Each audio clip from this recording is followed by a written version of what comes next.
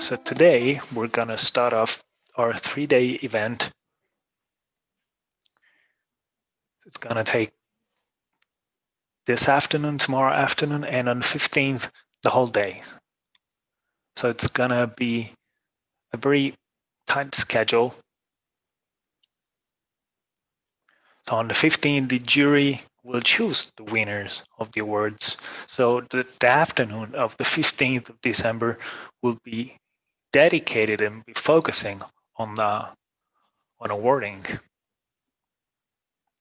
The projects will involve industrial research, university research, education. So there's a lot of areas involved. Everything will be translated live. So as I was saying, both in English and into Portuguese, I want to thank our interpreters, Stefano Rolandi, Giorgio Tomasi, and Daniela Policella, who are going to help us in this huge translation effort live. You can click on those two buttons where you have the globe. If you want to listen to the English version, you should click on Spanish. This is due to Zoom issues, technical issues. Yes, exactly. To listen to the translation into English, please click on move to the Spanish channel.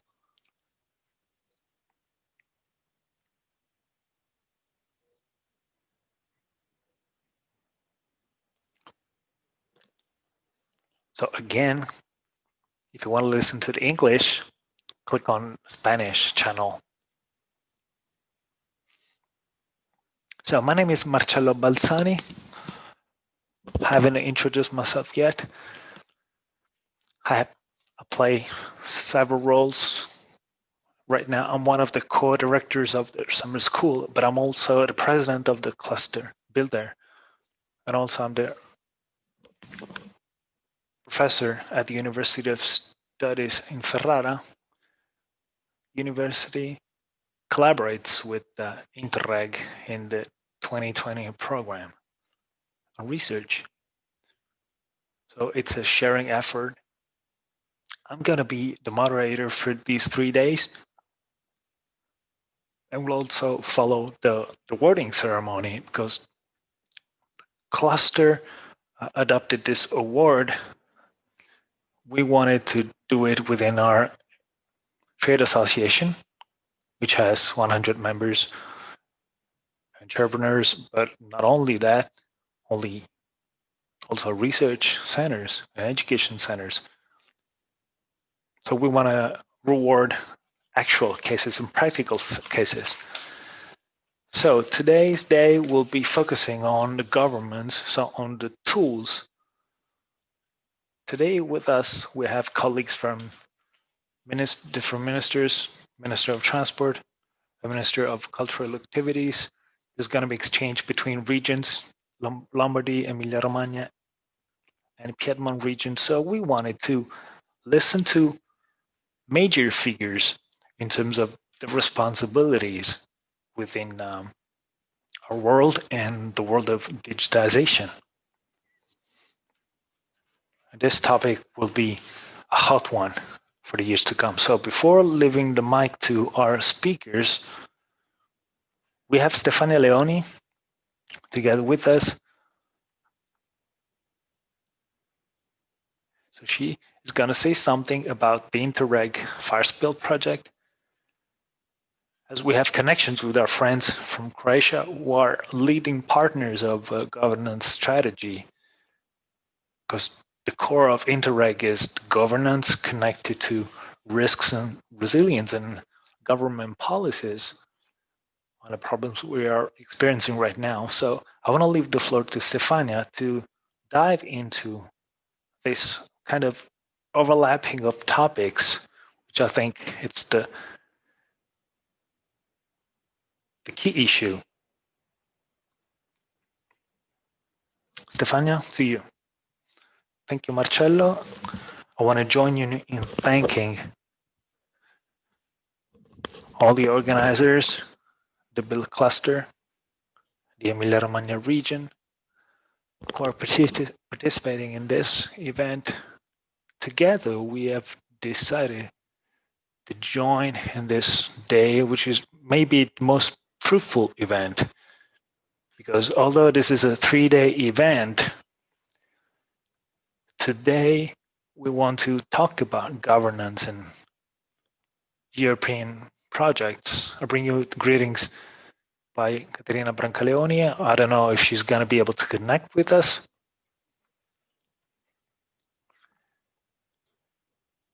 And I wanted to underline the importance of us being here because, as you were saying, Marcello, this is a chance where we can have a close look at the integration and the complementarity between action and activities that the territories and the region have in plans, which of course affect the territory directly, but also through European cooperation programs, namely the Interreg in short, and especially the Italy-Croatia program, tries to export our knowledge and the activities and our expertise and the experiences that our region and its players and stakeholders contribute to develop, making our territory and our region even more and more appealing in terms of research. Let's not forget, because we have the University of Ferrara here and Professor Bianchi here, the topic of training and education, which is crucial in order for our region to be attractive. I wanted to say a couple of words about the Italy-Croatia project. It's a strategic one. This project follows up on our initiative. The Agency for Reconstruction took this opportunity to be partner of the Strategic Forest Build project. Why is it a strategic project? Because this project, and my colleague Tanja from the RERA agency is going to explain better, because the Italy-Croatia program launched a tender worth of 70 million euros to fund strategic projects. Strategic because they involve the whole Adriatic-Ionic region. So the 7 Adriatic regions are involved. So we should have the Friuli Venezia Giulia up to the Apulia region and also Croatia regions. So we're working together on several projects such as First Bill.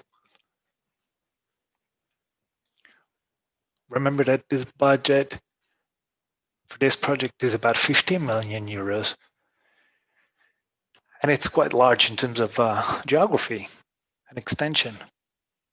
So in addition to strategic topics, we have also some priority topics for next programming. 2020 programming for the Emilia-Romagna region in Italy were a strategic chance, an occasion to build a bridge from an ending program period and a new one that is being prepared. So the topics for this strategic programming, you know them better than me, as you were mentioning earlier. They range from climate change, big data, risk management, monitoring, tourism, sustainable tourism, and also digitization and innovation are cross-cutting topics that will affect all industries of our economy and of our everyday life, in addition to transports, for sure. So having a sea between us, transports become a huge and prominent means and tool to communicate between two countries that are separated by the sea. Of course, all this makes our boundaries to be reduced and even canceled. So we're working for this. We're working to try to remove or at least to reduce distances as much as possible. So this project has the Commission for Reconstruction, post-earthquake reconstruction as a partner. So the goal is to take benefit from the expertise happening during the earthquake in our areas, and especially the strategies and actions that our region implemented to rebuild what was destroyed and damaged. This project is not only about earthquake, but it's about natural disasters in general. So Emilia-Romagna region has developed this topic, but also has connected it to governance models, the governance models that were activated and drafted in order to rebuild and relieve our territories. So this is the experience we want to share and bring into the other Italian regions together with the Croatian authorities and organizations, but not only in this project, but also in other projects that involve other areas and major topics. So we're working so well together with Croatian friends, and hopefully we were gonna have achieve huge results for this project, considering the huge budget we have. And of course, we have tremendous goals to achieve together. Lastly, about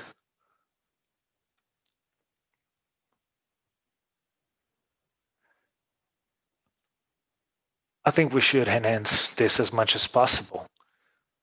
I think this is it for me right now. I don't want to take too much time to my colleague, who's the lead partner of the project from the RERA agency. So they coordinate this project. Croatia wanted this project so much, in which all the Italian regions are involved. So I'm going to stop here. Feel free to ask me any questions for more information, and I'll leave the floor to Tanja.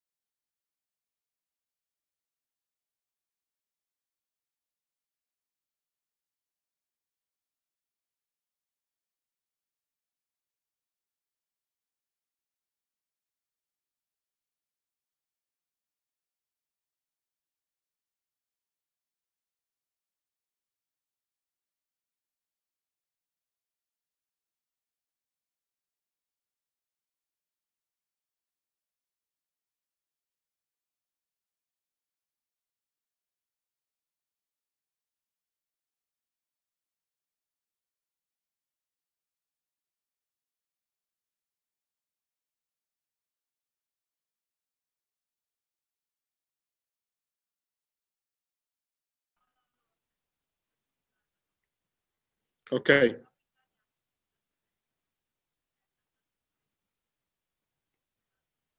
Va bene.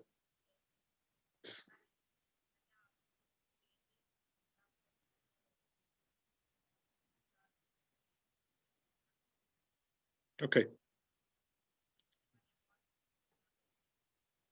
Va bene? Va bene così?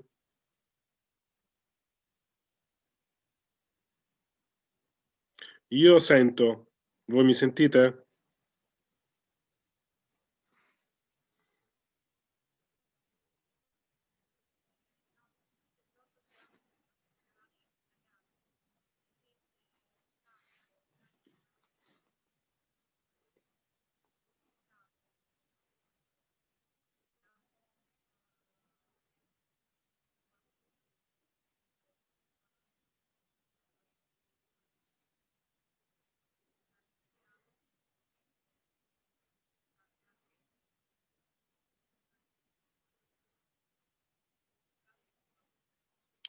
Ok.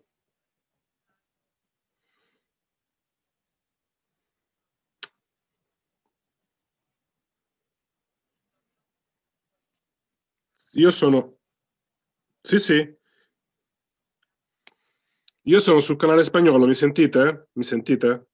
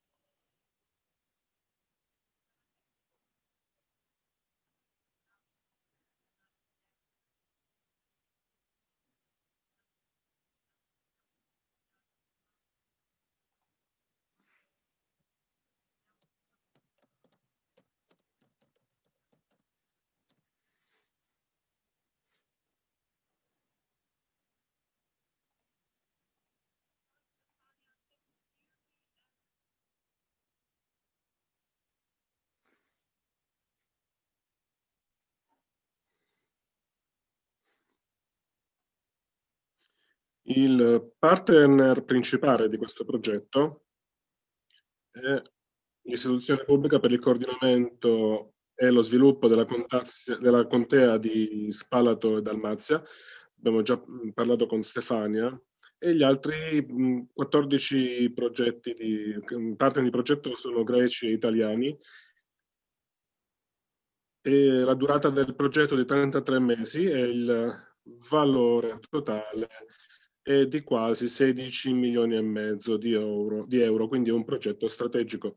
Le attività generali del progetto comprendono una serie di attività che adesso vediamo nei vari pacchetti di lavoro, come vediamo in questa immagine: la preparazione del progetto, la gestione, il coordinamento delle attività, le attività di comunicazione, che è il pacchetto di lavoro numero 2, come vedete nella slide, poi modellazione e valorizzazione dei servizi di emergenza transfrontalieri innovativi, e poi gli ultimi due pacchetti sono la valorizzazione delle capacità operative e organizzative dei servizi di emergenza e il progetto finale, l'attivazione del progetto finale e l'attivazione del processo partecipativo, e questo è l'elenco di tutti i partner.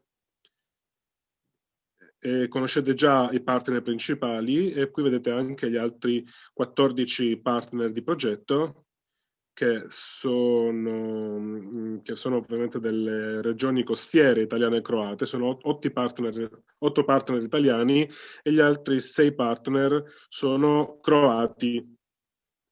Il progetto prevede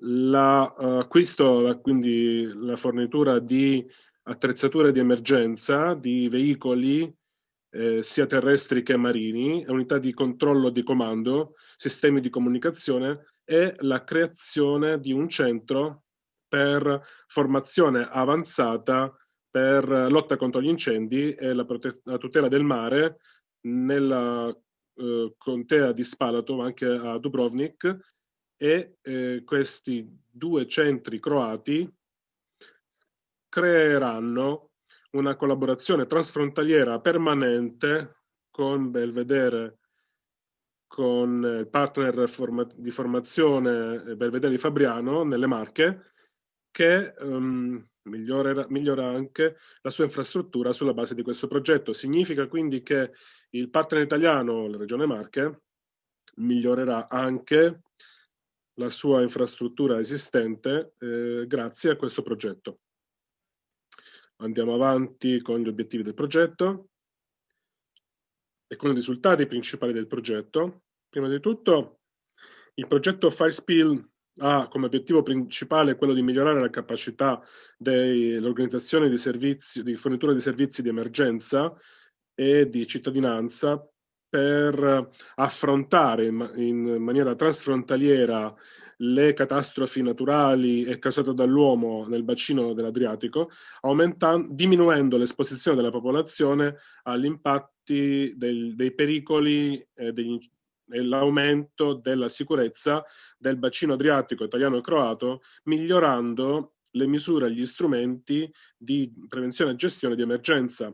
Questo è l'obiettivo generale e allo stesso tempo abbiamo anche degli obiettivi specifici che sono migliorare la governance e le capacità operative delle organizzazioni di servizio di emergenza transfrontalieri per quanto riguarda appunto l'Italia e la Croazia, poi mobilitare il processo di partecipatorio e il contributo alla gestione delle crisi nei due paesi, e il terzo obiettivo specifico è quello di migliorare l'efficienza nel monitoraggio e di intervento attraverso il miglioramento dei sistemi di gestione delle emergenze. E come abbiamo detto prima, ci sono degli obiettivi specifici e i risultati del progetto Firespill dovrebbe essere il seguente, cioè aggiornare il sistema normativo dei servizi di emergenza e la collaborazione istituzionale fra i vari portatori di interesse coinvolti, di tutti questi partner, attraverso l'analisi e la mappatura dell'esposizione ai rischi e ai servizi di emergenza attuali con sistemi normativi adeguati, la creazione di una programmazione, una preparazione per le emergenze collettiva migliore e coordinata, migliorando il livello di uniformità per avere un approccio territoriale equilibrato nell'affrontare i rischi.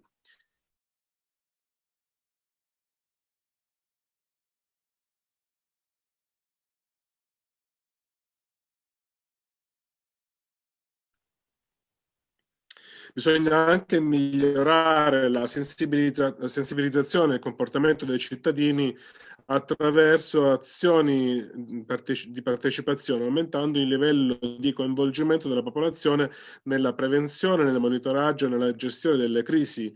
E il terzo risultato principale è migliorare la prevenzione dei rischi e la gestione nelle regioni costiere attraverso il miglioramento del sistema di gestione delle emergenze, allo scopo di osservare e prevedere fattori geofisici che influenzano le persone e quindi le comunità e i paesi, attivando canali di comunicazione con interventi nei confronti dei cittadini colpiti dalle emergenze, che è l'aspetto più importante.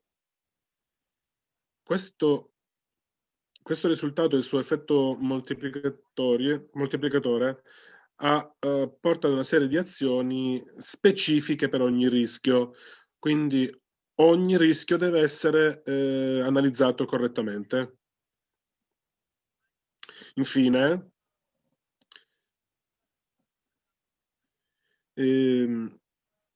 nell'ultima diapositiva vi faccio vedere i gruppi target di Firespill.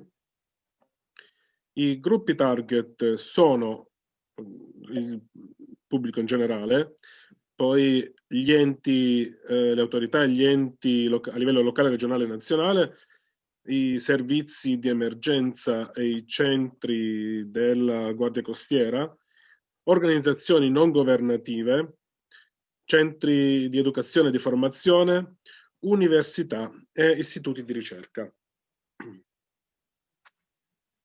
E qui possiamo vedere anche i nostri contatti, il nostro indirizzo mail, il nostro sito internet. E tutto qua. Questo è tutto per quanto riguarda la mia presentazione. Grazie per la vostra attenzione. in questo periodo di coronavirus, tutti quanti dire bene, stare in salute, perché è la cosa più importante, perché attualmente siamo, tutti quanti avete sentito in televisione, noi siamo in una situazione abbastanza difficile.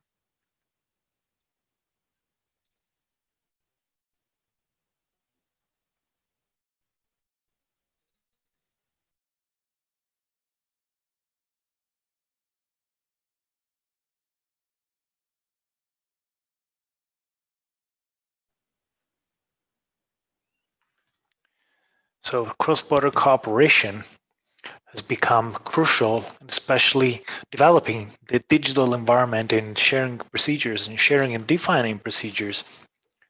This issue has already been dealt with in our region, as Stefania was saying, but not only, we're going to listen to the views from other Italian regions, and we're going to extend our reasoning to other regions, because the topics of safety and security apply to natural disasters will be the reference point and the guiding light of reorganization policies in developing territories. So I think we can dive into our day. I'm going to share my screen again, because the role of the minister in this new challenges, and I'm talking about a Ministry of Infrastructure and Transports, in light of what is going on in these days and these past months, also in terms of Italian programming policies, is key. So I asked Pietro Baratono, who's always been close to us, who's supporting us, because he was the superintendent for Lombardy and Emilia-Romagna region, and he shared and he agreed on a lot of our strategies over the years. He has become the head of the Department of Infrastructures in Rome. I'm very happy to have Pietro here today with us. So please, Pietro, just take the assist served by Tanja and dunk it and spuck it down, to say it in Bollywood words. Pietro, over to you. Thank you, Marcello. Good afternoon, everybody. In my speech, I will try to be quick and quite clear. Digitization today is going through a major transition, but we are facing a huge event, which is the resources made available by the European Union, along with national resources, of course, to go digital. I must say that there are 3 missions in the next generation EU that are important to us. One is digitization and innovation. Second one is infrastructures for mobility. And the third one is the green revolution and eco-friendly transition. In the first case, we're talking about digitization and transports. So there's big data transfer involved, digitization, as the Anglo-Saxons say. For example, digital innovation in transports can be intended also as the goods control management. So there's a lot of topics and a lot of areas we are currently reasoning on. As regards the second mission, which is infrastructures for mobility, we're talking about refurbishing of bridges and roads, which is a hot topic in Italy today, and also railway works.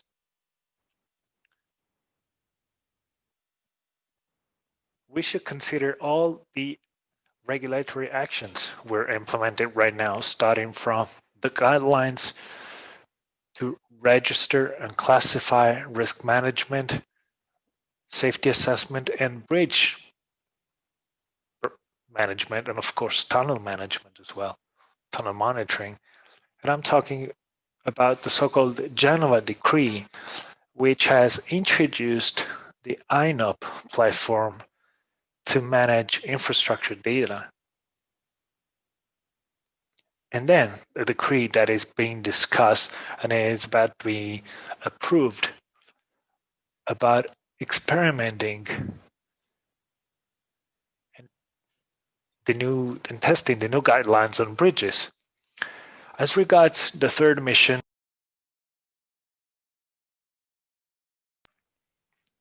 Green Revolution, we talk about energy retrofitting in residential buildings and public buildings.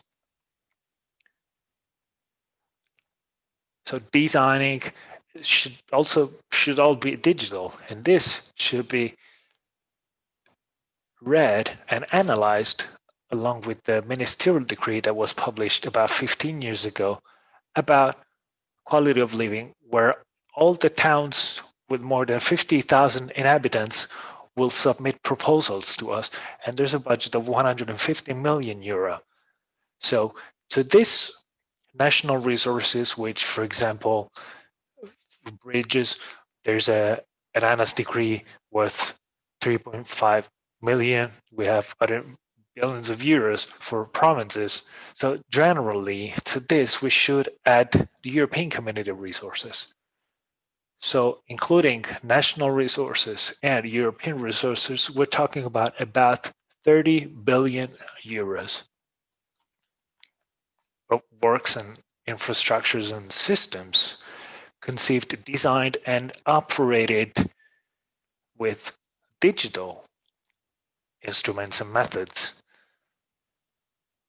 So to me, in my opinion, this is a huge opportunity, is a huge tool to bring new life into our country and to bring back some efficiency in our country. It's a huge opportunity for professionals, companies, monitoring companies, data companies as well.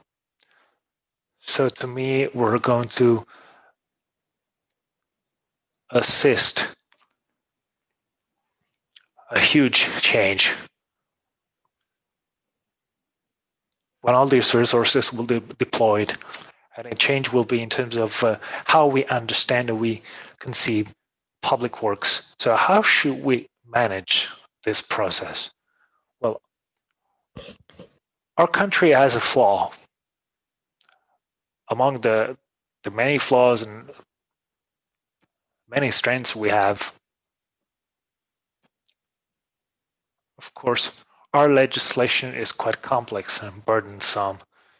It's complex about public procurement, about approving procedures for projects that can take, I'm not going to say decades, but yes, 10 to 15 years in some cases. So what Italy thought on one side to build complex rules, but on the other hand, to simplify them through some so-called commissioners to overcome that complexity. So commissioners, there has been lights and shadows as regards commissioners.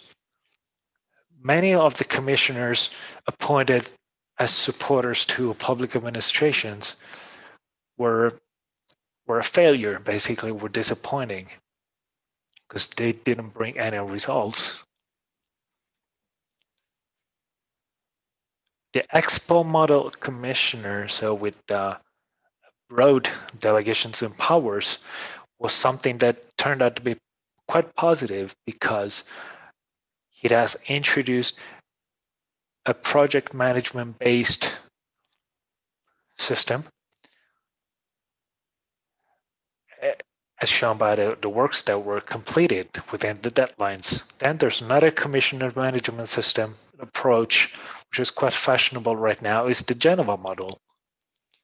But that was in response to an emergency. It has a huge flaw. It kills competition, basically. And this is against European directives. So an enlightened dictator, for sure, could have many companies work in a rotation fashion. But that's not the best way to work. But I want to underline something. The simplification decree achieved much better results, which introduced a sort of reinforced approach. So for certain works, public administrations can have derogations and exceptions. So I imagine that this approach could be extended throughout the whole next generation EU. For sure, to do this, there are certain preconditions that should exist, because in public works, it is the public administration that is the driver of these actions.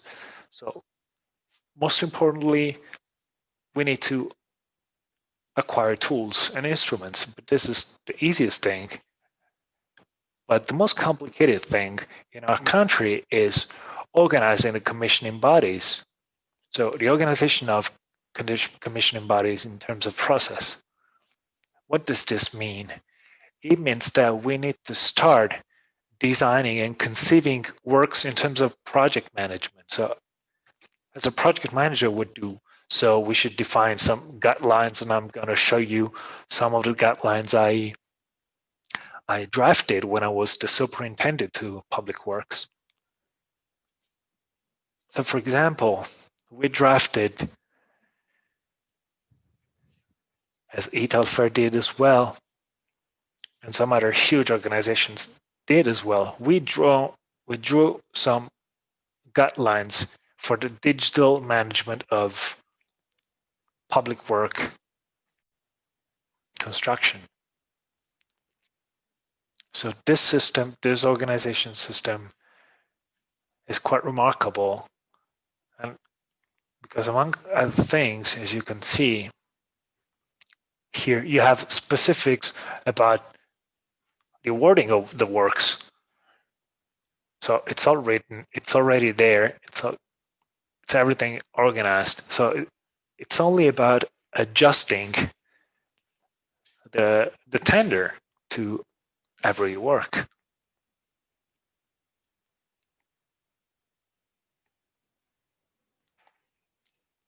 So defining an internal organization is crucial. Of course, as regards digital processes, we need some databases, some data sharing platforms. We need to think about big data.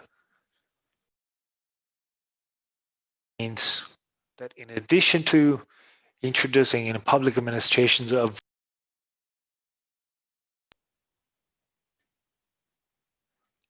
new professional figures, and I'm talking about the BIM manager, the BIM specialist, we also need an expert on data sharing, and I think this is key,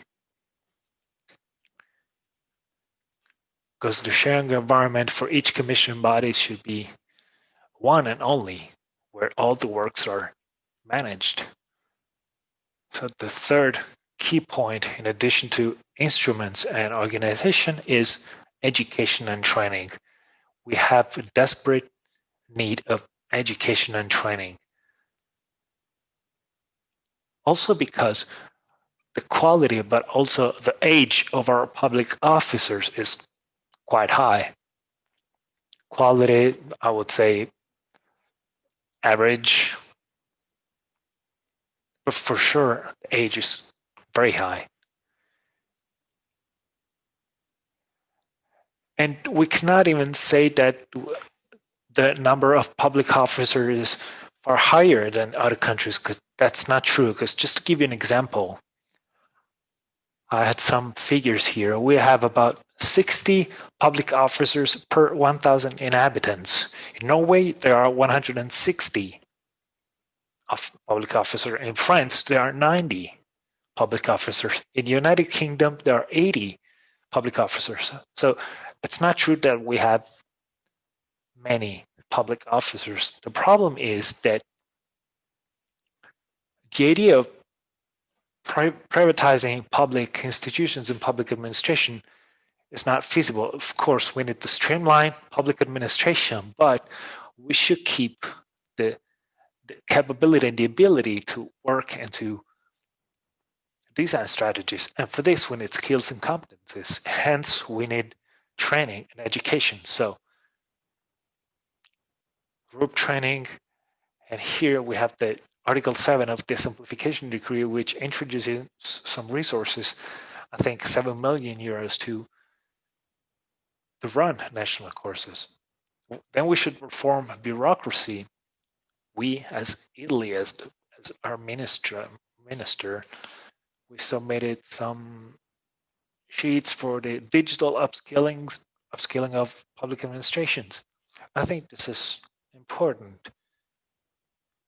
If you think about it, training people for digital is not obvious. I did it in my superintendency. I started off in 2013 and 2014 as a superintendent.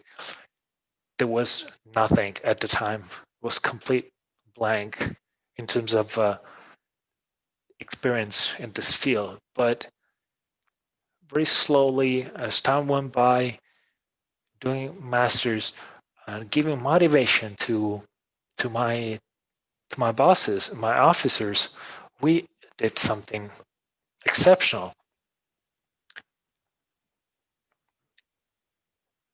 I think it should be given credit to the fact that we didn't spend one single penny more than I had at my disposal. So we can do things. So changing does not always mean improving, but for sure, in order to improve, you need to change. This is something that I would like to be considered at a national level. Thank you.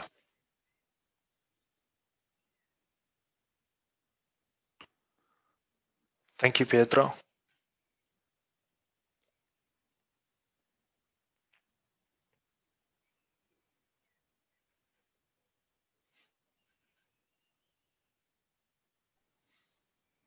You were talking about this 30 billion euros only in the digital sector, but since we are here, we have this great opportunity, and I think that this connection between training and technological innovation and business system that we are simulating through the clusters, for example, also in strategic objectives.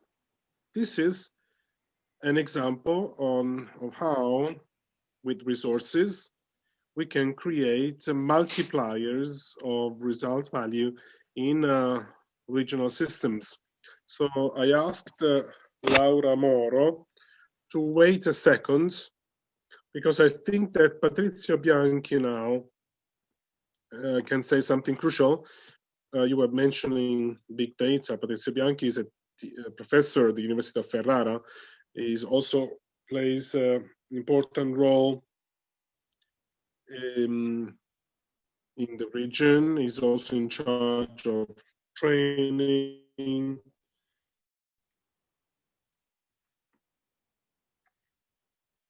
And so we can share the video, the screen, because the Big Data Foundation is a foundation created by the Emilia-Romagna region in the data center developed at the European level for calculation centers in our national and European systems. And I would like to know from him, because there was a sort of a transition between the role of the region and the role of the foundation. as also Mr. Baratono was mentioning.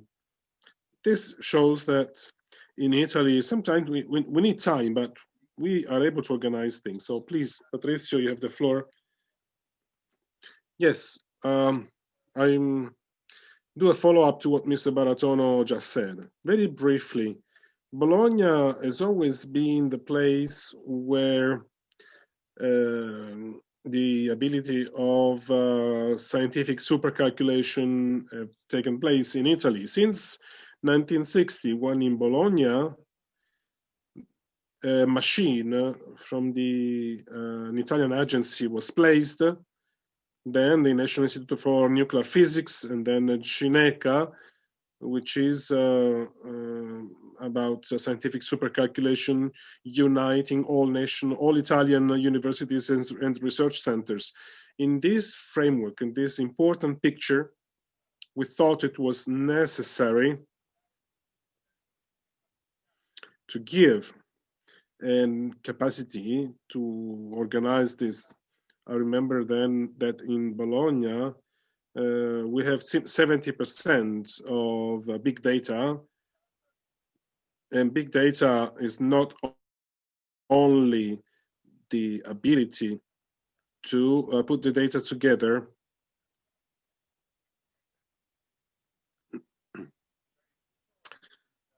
not only the data are put together. This is not the point. The point is not that we need to put data together. The point is that we should use this data to make simulations and then test some political activities to prepare future solutions able to manage complex systems. So big data is not only a way to have an archive.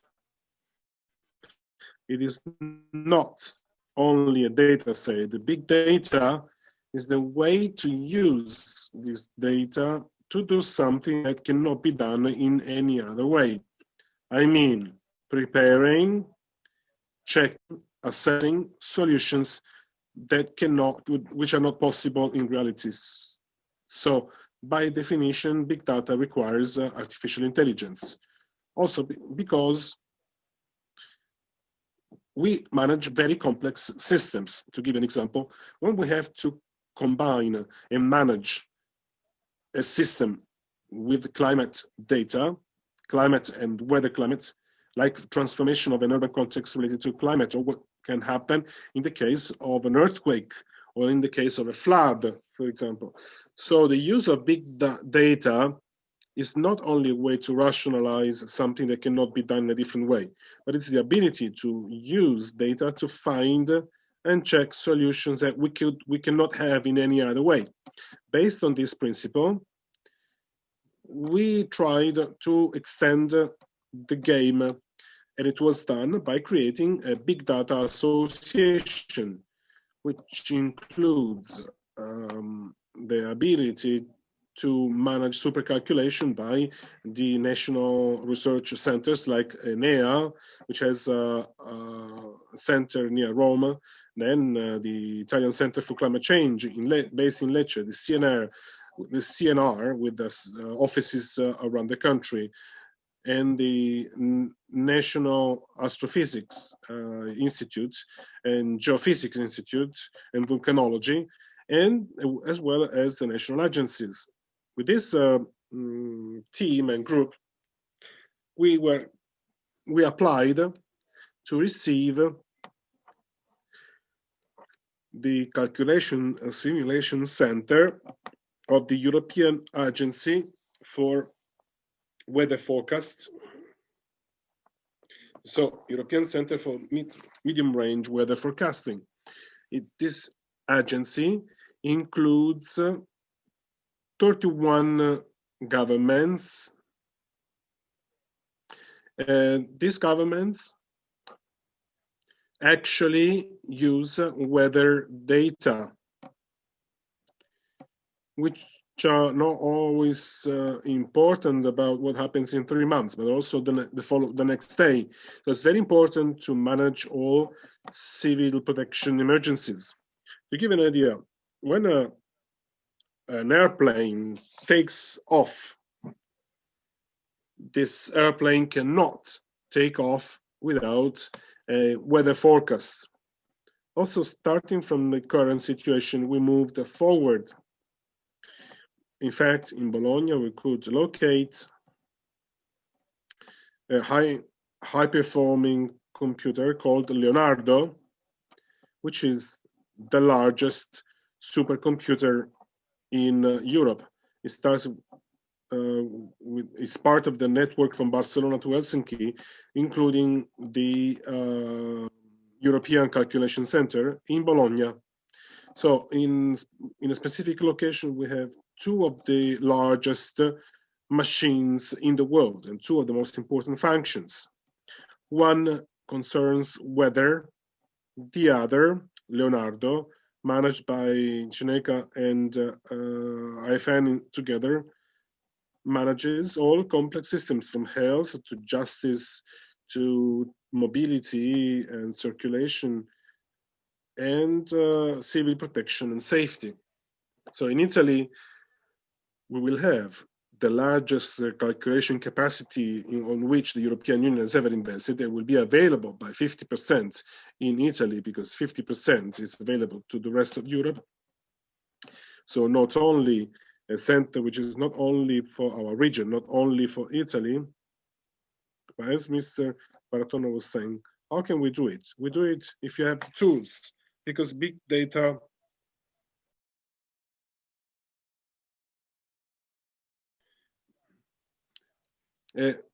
because on the cloud there is a national safety problem issue because most of the capacity of iCloud are managed that are no longer in Europe. They are in the US or China. And in fact, in Europe, there is a great focus on creating and is a scale facility so that all European institutions can work safely by holding all the data, because we give our data to others, because when you go to the cloud, you give your data to someone else. All these subjects are studied by this international foundation, which is big data and artificial intelligence for human development, including not only universities, national research institutes, but also large businesses, Unipol, Eni, and Enel, and we hope other companies, which are all involved in managing these big systems. In particular, the mobility system causes a number of issues, because it's not only mobility infrastructures, but also an issue of people.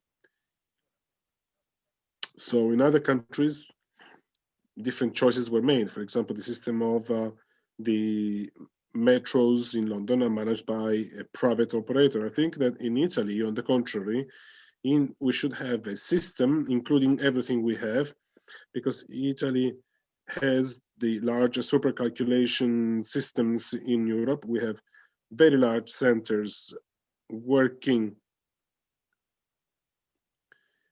on artificial intelligence. And I remind you that one of the satellites of the center in Bologna is a center being created in L'Aquila for the management of natural disasters. So part of the machine of Bologna, Galileo, is going to be moved to L'Aquila under the Gran Sasso mountain, and it will be a machine to manage this part of system for civil protection, also simulating possible risks. This possibility to work not only to rationalize numbers, or to optimize the use of numbers, but to simulate virtual contexts in which we can test solutions. This is the real line to follow.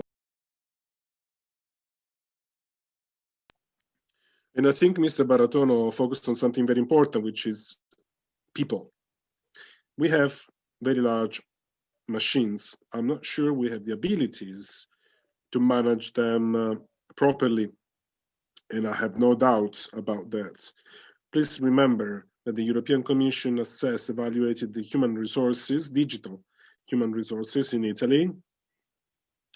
The Digital Economic and Social Index, published on 19th July 2020. Italy is last in terms of digital skills.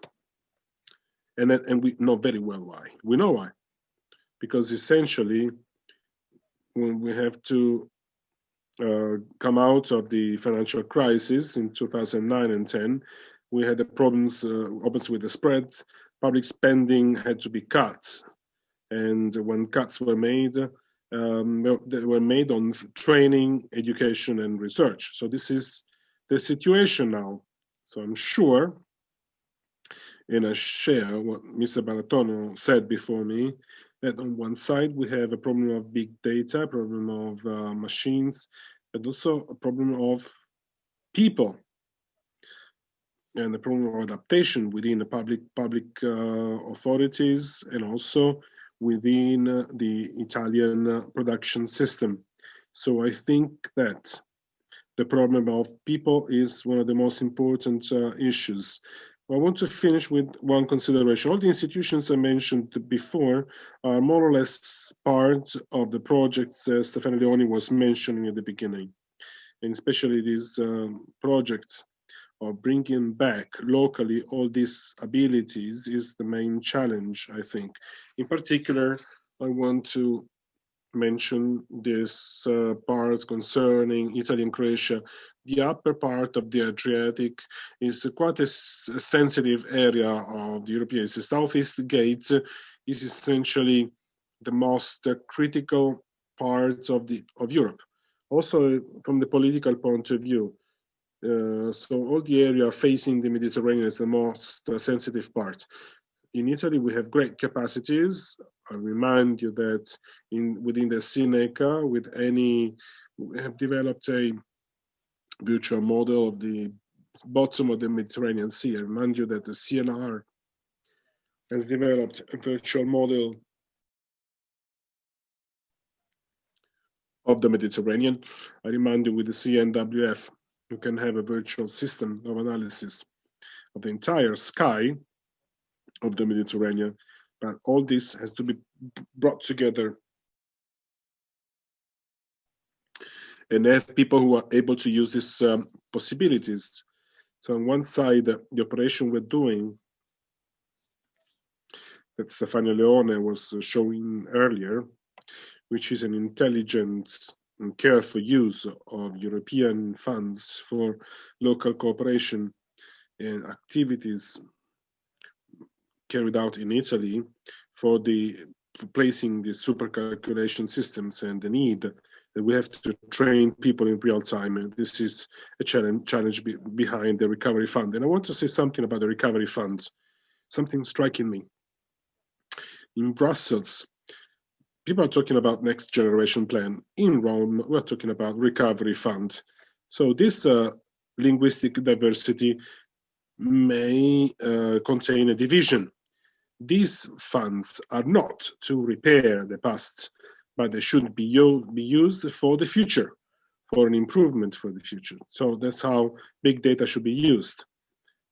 And for this reason, the Foundation and the Center of Bologna is always ready to support our country. Thank you, Patrizio.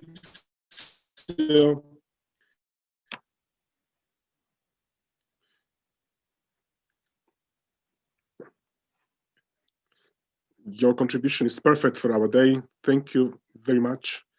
And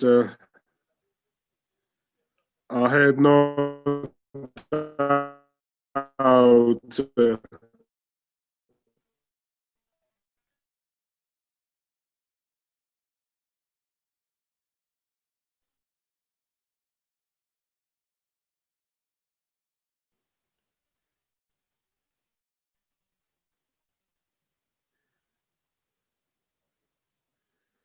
so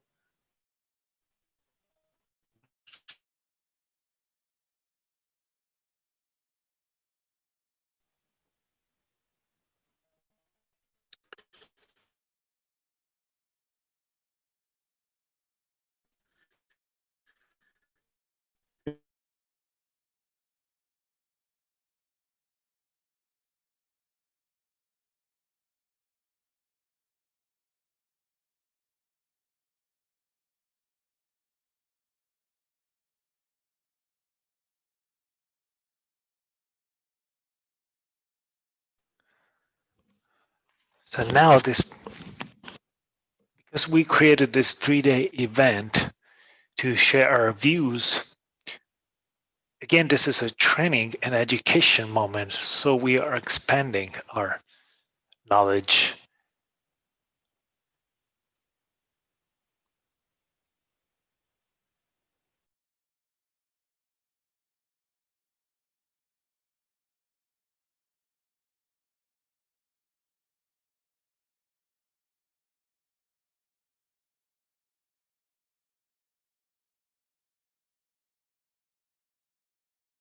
So as I was saying,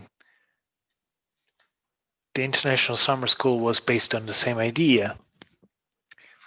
Some years ago, even before the pandemic burst, we had results. Thank you again, Patrizio. Thank you, Pietro. So now we'll leave the floor to Laura Moro. She's gonna talk us from the another important observatory, which is the Ministry of Cultural Heritage and Activities and Tourism.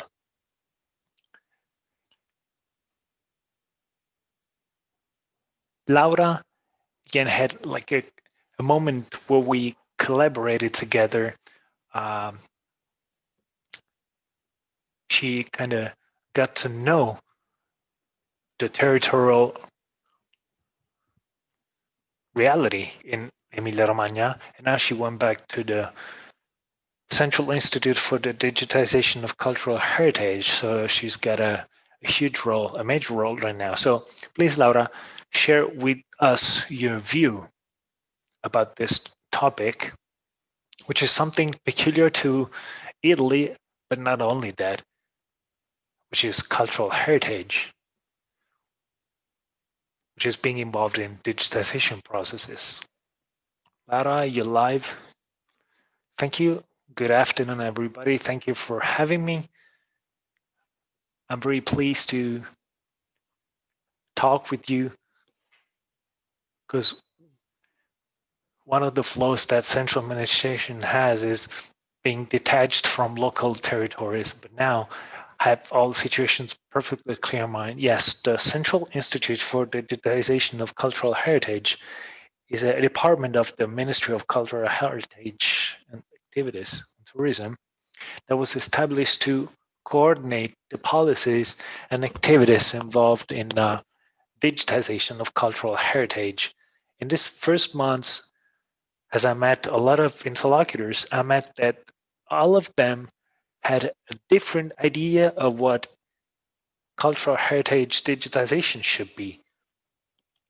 So some believe that it meant being on social network more, virtual tours of museums, data management, innovative technologies applied to cultural heritage. And this makes me think something that is in line with the title of your webinar, which is the concept of digitization in strict sense. So this digital transformation of analogic data is just a piece of the process, because we should look at digital transformation, which is a deeper transformation of all our organizations and all our actions, to include and to use digital instruments as enablers. So we are already, according to literature, we are in a already post-digital era. We need to, the digital instruments are already there. It's already in all that we do. We just need to accept that and acknowledge that. But because we're in a post-digital time, it does not mean that the digital transformation is completed. So we are in a new environment, but at the same time, we have to adjust all our processes that our organizations have to this new environment. This environment is made of macro models There are business models such as platforms, life models, for example, smart cities. These models live actually on applications, and these applications are enabled by and powered by technologies. So technology produces long-term effects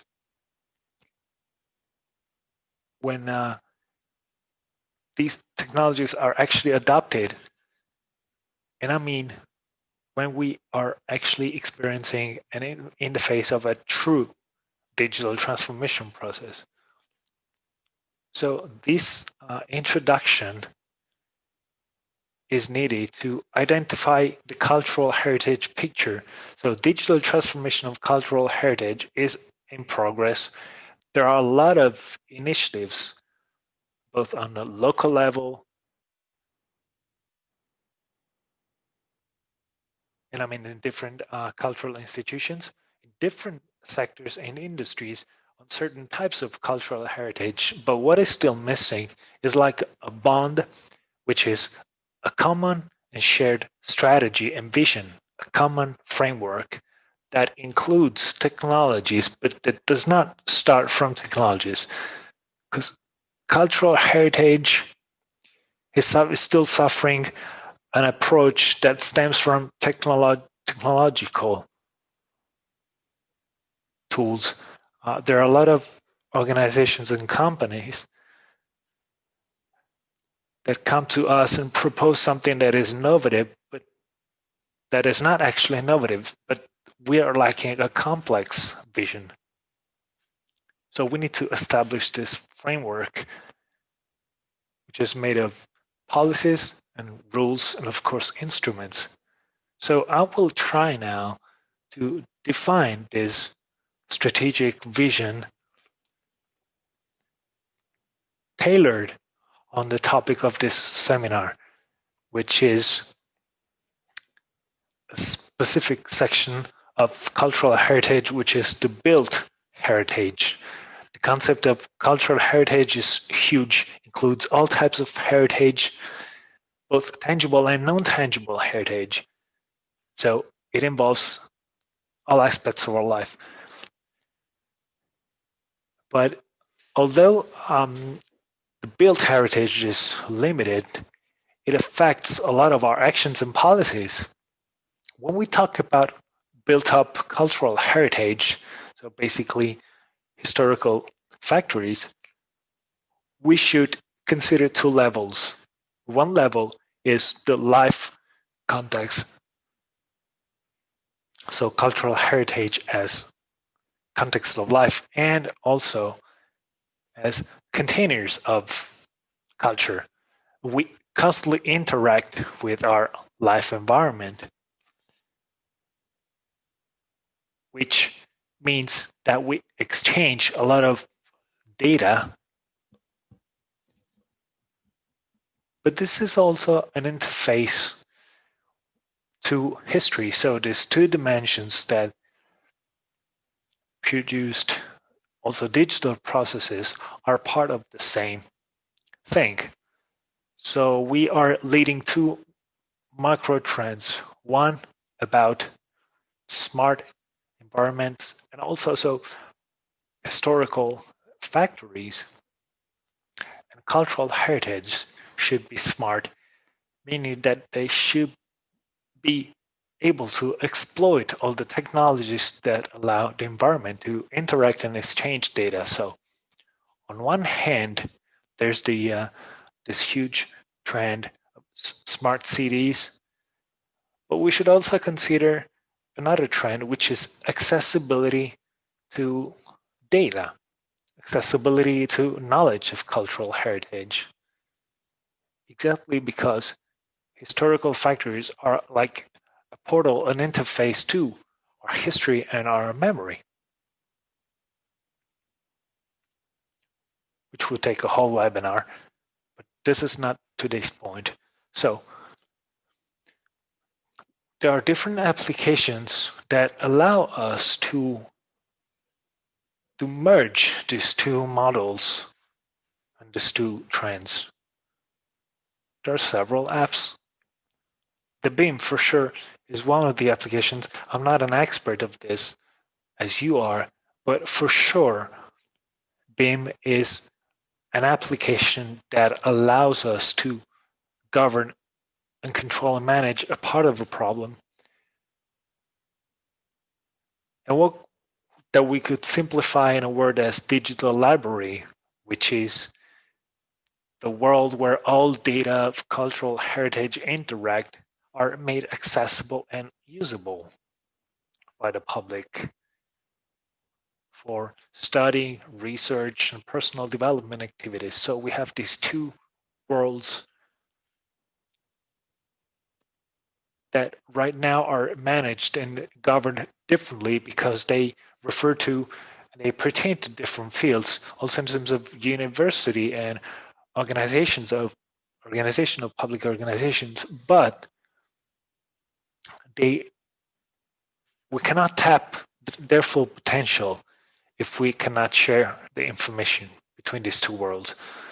So many technologies enable these technologies. IoT, for sure, machine learning, as Bianchi mentioned earlier, we cannot process this huge amount of data that is produced from all the sensors in place in the applications that allow objects to talk with each other and to communicate with each other if we don't have machine learning technology, for example, that allows us to manage this data.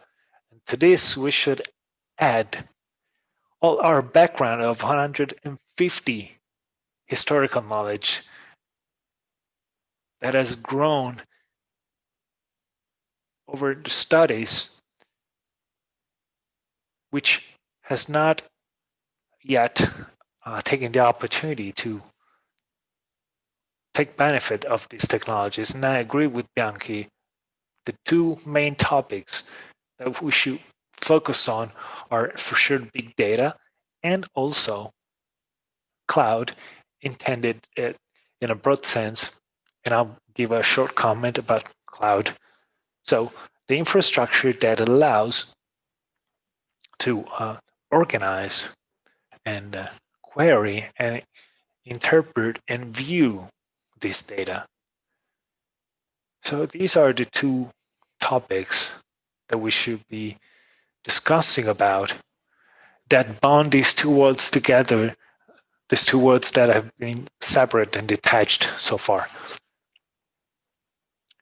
So big data, cloud computing could be considered, maybe considered as an evolution of the traditional IT systems. So technology should change for sure, but conceptually, there's not a huge difference in the sense that all the work we've done in a knowledge organization systems will not be canceled, will not be lost by these new technologies. On the contrary, this will function as the foundations for these technologies to produce significant results for us, and actual and real results, both in terms of our historical knowledge and also the management needs we have for the built-up cultural heritage. Another thing that I've been noticing talking with a lot of people from multiple organizations is that each discipline, each sector, each organization or administration thinks that their own data should be at the center, at the core of the whole system. So for sure, those who work with BIM think that 3D models should be at the core of the system of knowledge around which all the other data revolve.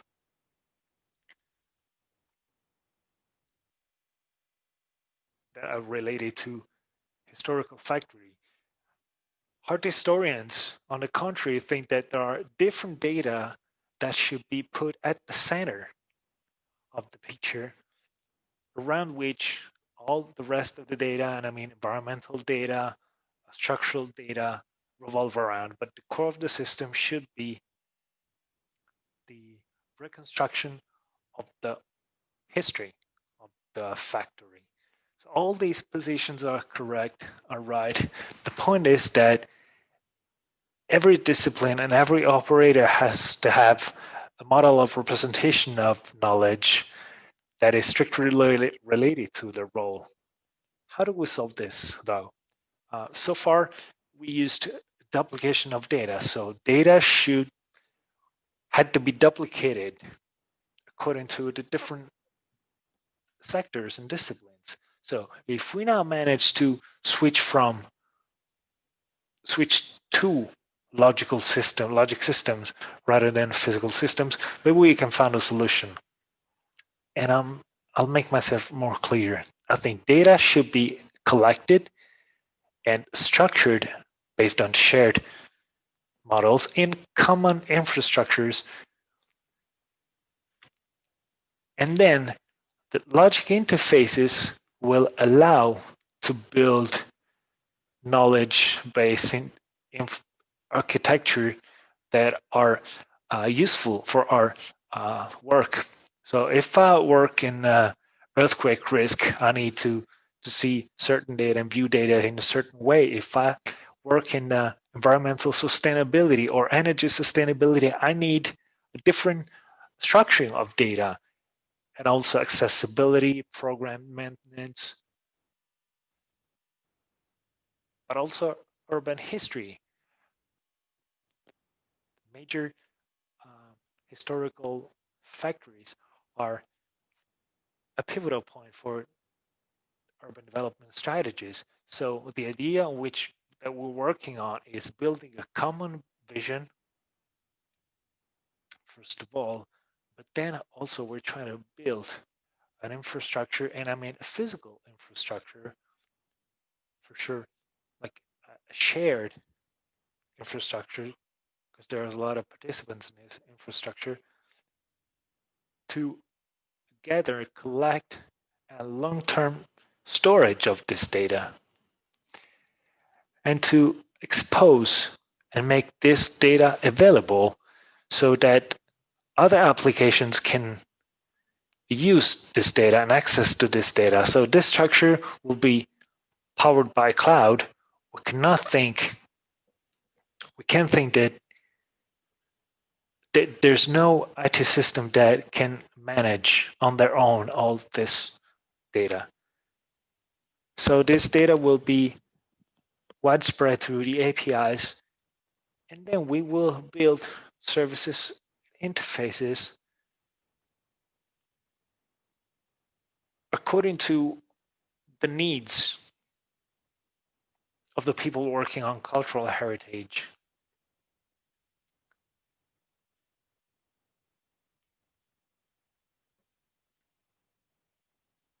So what we're thinking as a minister is to give each cultural heritage asset of like a digital identity, as we use the SPID. So every person has a digital identity.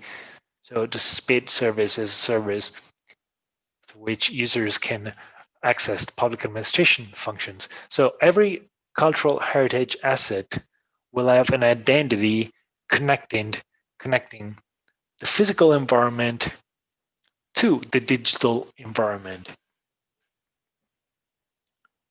So this system of digital identity will allow to connect all knowledge systems.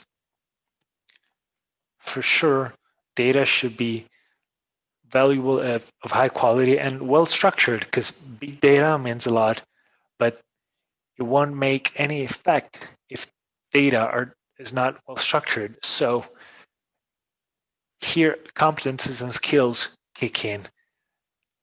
The two speakers before me said it well and were right. In the whole technology world, the major and utmost competence and skill is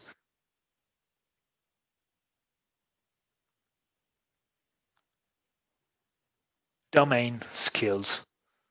So domain-based skills. It is true that we have a lack of digital skills, but we should keep maintaining and preserving domain-based data, because otherwise all the data we produce will be waste data and garbage data. Our systems are full of data that cannot be used unless we talk about just a machine-to-machine system. So these are non-significant data. So what is the situation right now? The recovery plan, as the Minister of Cultural Asset has proposed, will have a major role in the digital. But I need to confirm that in Europe, they're talking about recovery fund and resilience fund. So European documents are talking about a recovery and resilience plan. So this is not something we invented in Italy. So this brief recap I did is the main asset, the main structure for the recovery plan. There's another instrument, which is the National Digitization Plan, which will serve as the framework and the strategy within which this huge amount of initiatives will be framed. Because in next years and years to come, there will be a lot of these initiatives. So we're on the way, we're on the right track. I think all the topics are clear. We haven't found all the answers to all of them yet. There's the cloud issue. Will it be a public cloud, a private cloud? Probably it will be a mixed public and private cloud. These are strategic decisions that our country is making right now. I imagine that the Technopole will be an extremely important partner for this, because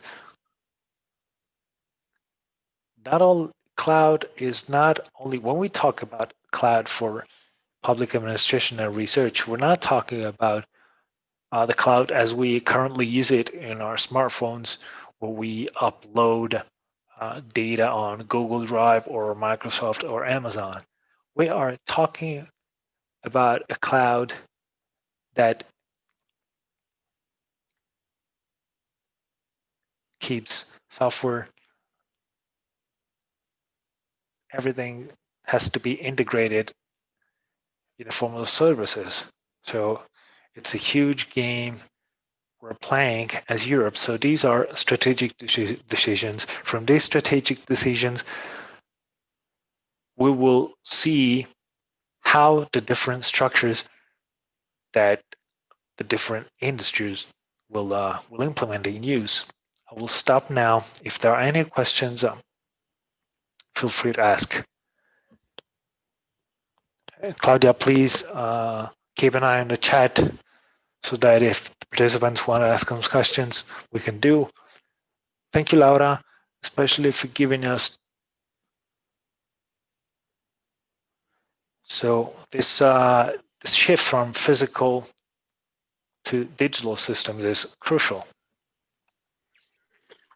I think that the passage from data to information is important, because to become an information, data should be interpreted. So that, as we said before, this aspect is quite crucial. And I think that the subject of cultural heritage has always been a very important cultural contribution to interpretation. So historical data, also for conservation and promotion, probably in the digital subject is one of the most important and complex topic. When we talk about digitization and talk about cultural heritage, it is complex. It means we create an interaction of so many levels, many more levels than in any other cultural contexts. As you said, if we had to talk about history and memory, we would have so many webinars today, but the subject of history and memory is very important, as well as the subject of the identity also, not only to give a label, because the subject of identity at all levels, in communities, in society, in systems of belonging, also factors of recognition of these contexts, will be probably one of the important subjects.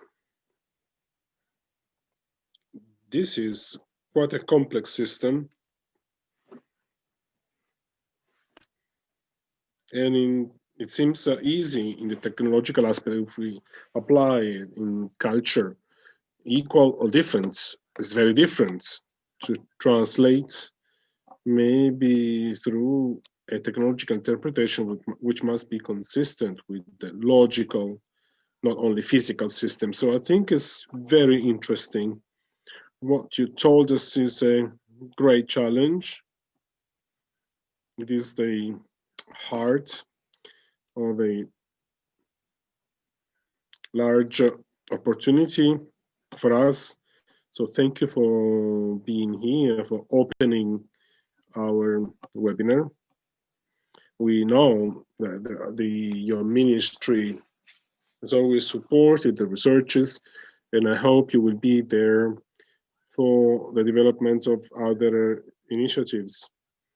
I would also like to remind that after the damages started, when we developed this training on the subject of resilience and exchange policies on local governance, including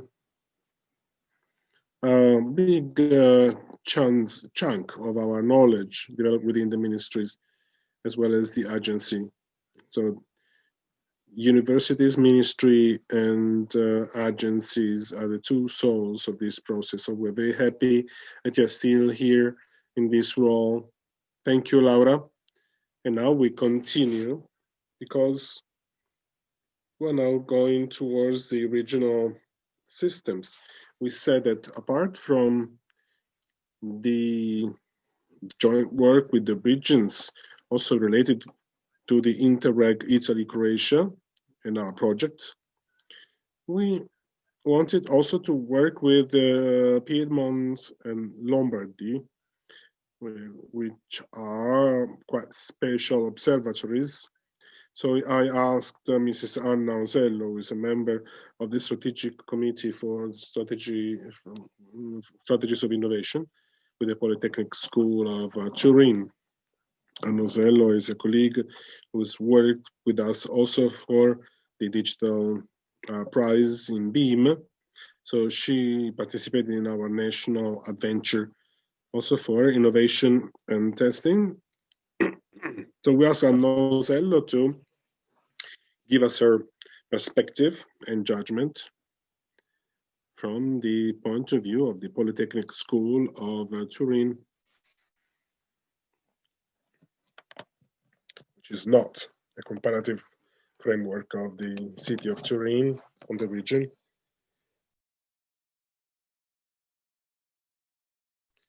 But we want to compare the experiences. I can see that Anna's already taken the screen. Yes, I've taken the screen. I don't know what to say. There's a bunch of sharing options. Okay.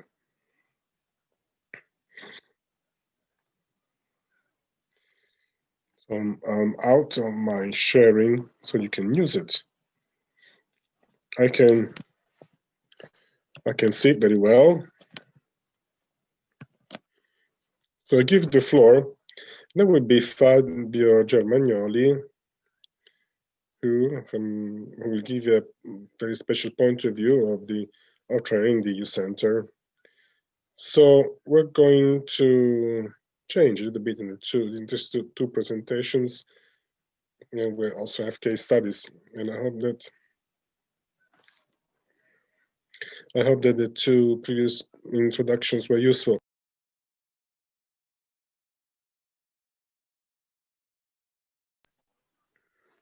Of course, what Pietro Baratono said is very important, and I always listen to him with great pleasure. And I would like to thank him for including in the code of public contracts also the point of compulsory training for public officials who want to do training, because this changed not only use of tools, but also a role that we as a university have locally. As a first mission is training, and second mission is research. And I want to talk about this a little bit by going back to what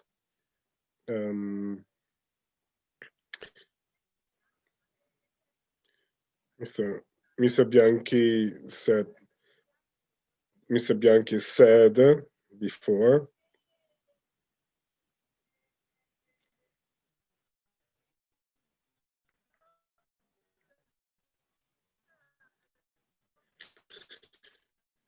Because I would like to thank you for this. When you proposed this title,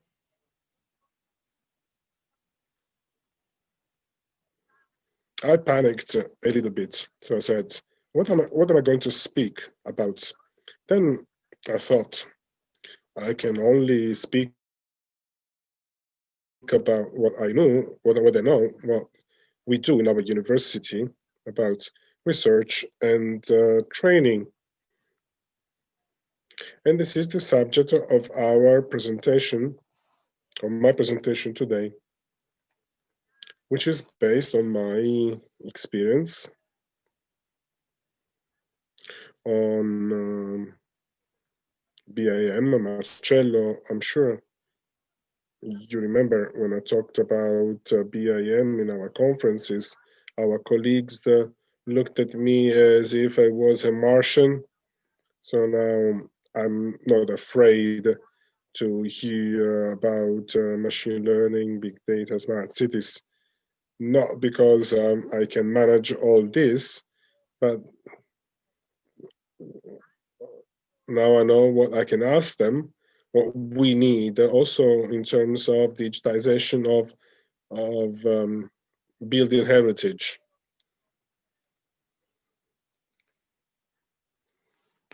When we meet people like public officials or students we train university as our future managers, because many of our students will be future managers, hopefully, as well as designers, as well as facility managers or entrepreneurs.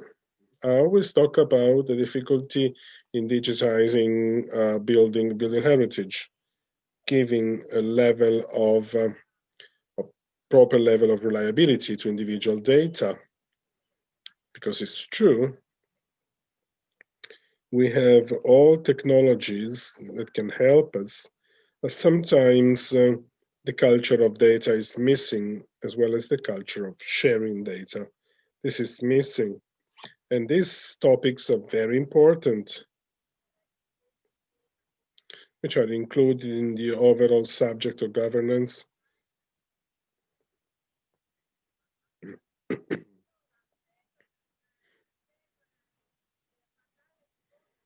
So to talk about governance, I want to start from the concept of resilience, which has been mentioned several times in psychology.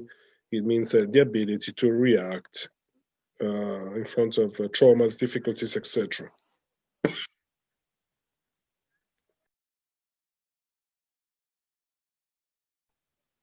So I want to ask you something. So, how much of the BIM and infra BIM infrastructures is a trauma for many people? Pietro said very well, He worked with people in the various institutions to train them.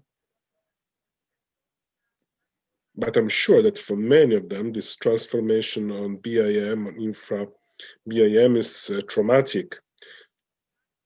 So we have an important role for their training to make sure that we can do what we can see in this picture. So I can't do it, then I cut the not, so we can read I can do it.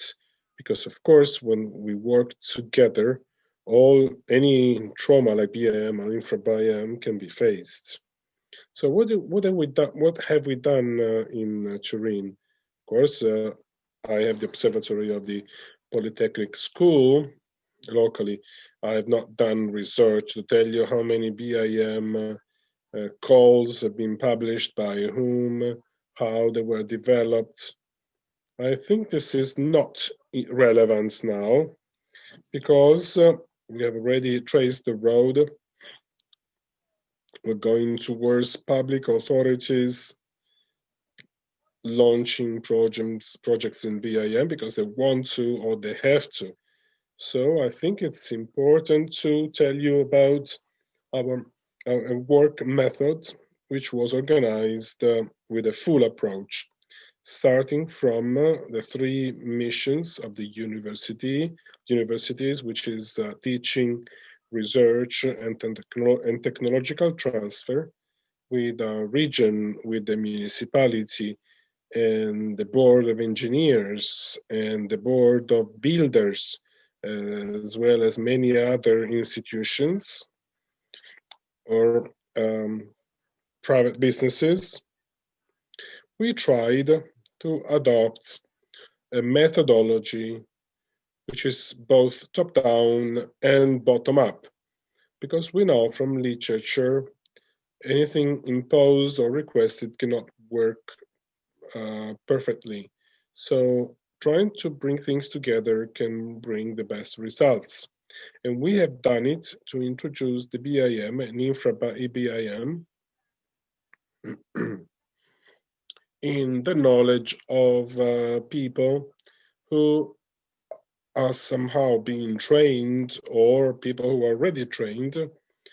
We're talking about public officials, or people who know very well the industry, the building industry, and have to change the methodology. So we tried to give a positive answer to the facts requested by the Code of Public Contracts. A few years ago, we started with research, a Polytechnic School, and the city of Turin. The city of Turin commissioned a research to us. We had many partners about the building heritage. The city has more than 800 buildings, very different between them concerning the type and the period when they were built and used. We selected the most significant buildings, and they were digitized in BIM with the idea of creating a sort of land register of the future. So digital system for building heritage based on land register in a BIM with simplifications concerning the contents and the objectives to be known in the direction of digital revolution, which for us is essentially a revolution of information. In this process, in this digitization process for the building heritage, so we worked on knowledge, organization, sharing, and possible use of data. We did it to start facility management offices of the city, and management of the building heritage through digital systems. This was the first significant outcome. I have to be honest, the results of the research sometimes are exciting, but their daily implementation somehow is difficult for this for problems of resilience, not very high resilience of some people. We need to move forward and believe, and we will contaminate each other. Another activity carried out, in this case between training and implementation of the BIM to a real project of the Piemonte region, was a specific request from the region when they said, please train about 40 officials for us. Please organize a specialized training course so that our officials know what to expect from the BIM. So BIM for methodology and tools. So we worked on organization processes and operating tools with them, and anything related to a necessary cultural change for this evolution towards the BIM. Also in this case, we achieved excellent results, and there was a contamination between training and the need of public authorities to start feeling, and they want to have BIM models and not drawings, not because they are required by the legislation, but because we realized they can give much more. So we started working together on some specific projects, and this is the case of the promenade connecting the tower of the region with the metro and the city of health. This is to give you an example.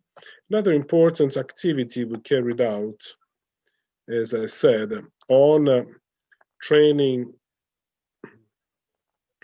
of professionals, of future professionals, is about the reorganization of university curriculum to give better supports to meet better the needs of the local stakeholders, like build companies, designers, public authority, etc.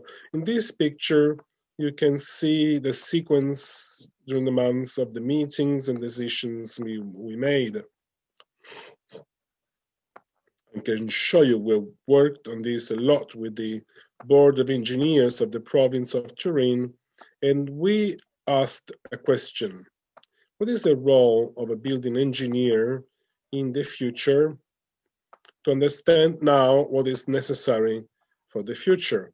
And they gave us a clear request when they said, work on building heritage. And from there, we learn how to define strategies, the BIM, use integration tools, IoT, artificial intelligence, anything we need, and the idea of the digital twin. And we created two training process, new training processes, which is resilience of the buildings and green building, to meet the requests of professionals requested by the market in this time when governance asks requesting the BIM. So everybody has to be ready to answer, starting from newly hired people. Now, based on this, we had another example. concerning training, which was a challenge, a special educational activity in which students need to learn to work in team to meet the specific requests from the market. In this case, the market was the ANC of Piedmont and Dalle d'Aosta that launched this challenge to students, which is design a new system able to use smartphones and tablets starting from the BIM to give real-time information about the progress status of a work site. ANCE, ANC financially supported this educational project in some parts to make people understand how the needs of public authorities, designers, and builders in this sequence, in the sequence that we gave in the title, Marcello, when we defined it of this contribution. And this is our last slide, where we try and summarize this subject, which, starting from knowledge, starting from training, specific training, or master degrees, we need to work on BIM and infra-BIM, on modeling and interoperability, using and also mastering the tools in the best possible way, with a special focus on people always, because if we don't have interoperability between people, even the best tools, even with artificial intelligence, algorithms must be written by people still. So we need to focus on people anyway, always.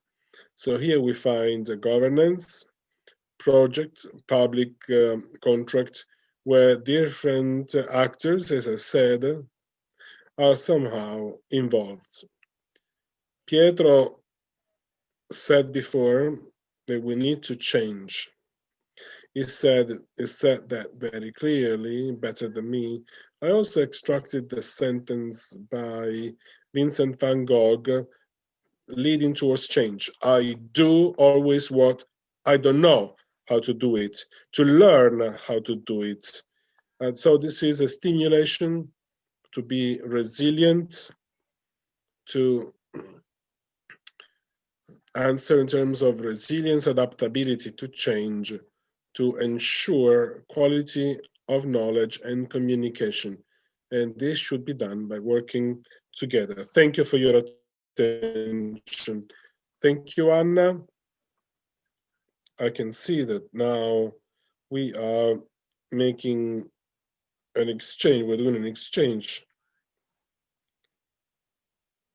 And I remind you that tomorrow, this topic will also include other contributions from other countries, Cyprus, Brazil, Spain.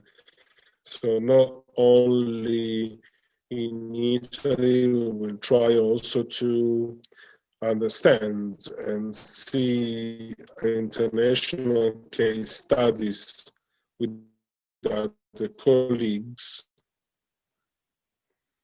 in this stimulating way, as Annosello said. I think that another subject that the Piedmont region is simulating or is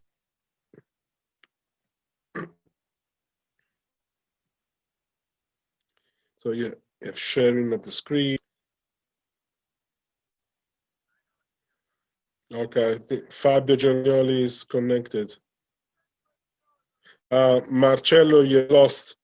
We have in the different categories. It's of course good to learn, but there must be authoritative.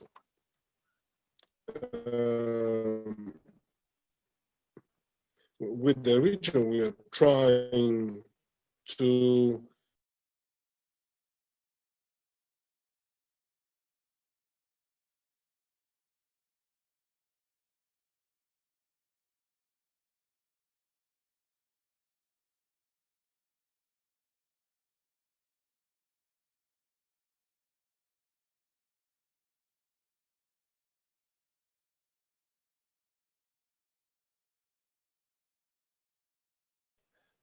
Marcello, if I can, I don't want to open a discussion about this, about roles. For example, I'm one of those who don't agree about having to introduce the BIM manager, the BIM specialist, the common data environment manager, and so on. Is properly trained and educated engineers and architects enough? Because otherwise, we risk opening a new discussion about constantly changing tools. Maybe what we should work on is having architects and engineers that have extremely high skills. And this is why I showed you the constant communication we have with local trade associations, if I can use this word, especially exactly because we never appointed a GIS specialist or GIS manager. Why did we need to create this BIM manager, this new BIM figures? Because it's dangerous. Otherwise, it would be like a constant chase to titles and qualifications to the detriment of skills. So I'd rather focus the attention on well-educated and skilled, highly qualified architects and engineers. Yes, you're right.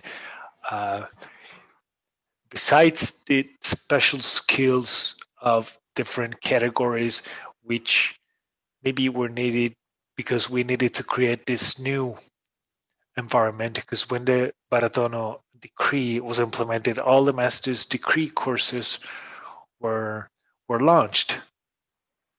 And I'm thinking about our industry. So after the masters, we have qualified people. I have a lot of our former students that graduated from our master's degree who were not qualified as BIM experts. They actually find a job because they have more skills, even though they're not certified. Yes, because Marcello, otherwise, the risk that that piece of paper issued by a software seller is more valuable than a university degree. So this is something we should be extremely careful about. Yes, we're experiencing this. We're living this right now. Within our cluster, we constantly find new skills. We're gonna have a training table and think of also new types of university degrees that are specifically applied to this new technologies and new approaches. So your observations and remarks are correct. Also, if you think about new skills, we're not thinking about new figures, we're thinking about existing figures such as engineers that can also add new skills to their background. Yes, but Marcello, this is this is to tell you my experience, and then almost on a daily basis, I receive requests by newly graduated students, but they're not calling me and say, well, I need an engineer that can do this.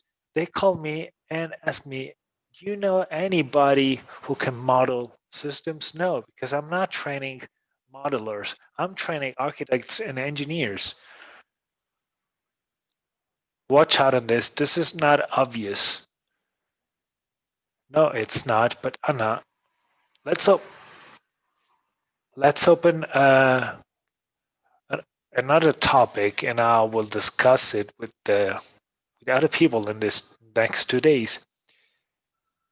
And it's about transferring skills to the tool and not the user. And this is also true in acquisition applications. It seems like technology is doing the job. So laser scanners are surveying. It seems like it is not about the skills of the users to do the survey. So if professional figures do not go side by side with technologies,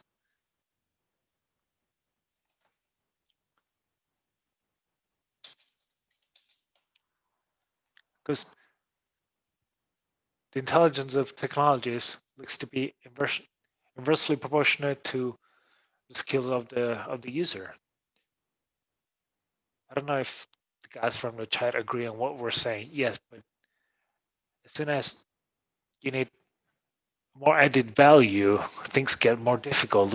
We should consider this.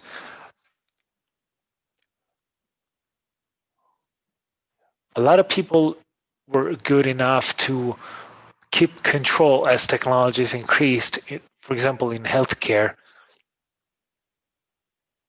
But I don't think nobody could ever doubt the meaningfulness and the reliability of a report written by a doctor only because they used certain technology. So we should protect our domain in terms of controlling skills. It's not about like a closed control of our category and protection of our category.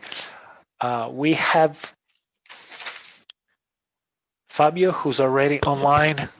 Fabio is going to talk us about in his capacity as General Director of the Youth Center Foundation, but he's also the president of a cluster of the Lombardy region, which is the Smart City Cluster. And he shares with me the experience of leading clusters on something that is quite interesting. Regions such as Piedmont and Lombardy that are try as much as they can to integrate strategic goals, because the value of these clusters is to achieve shared strategic results, to invest financial and human resources better in a more effective way.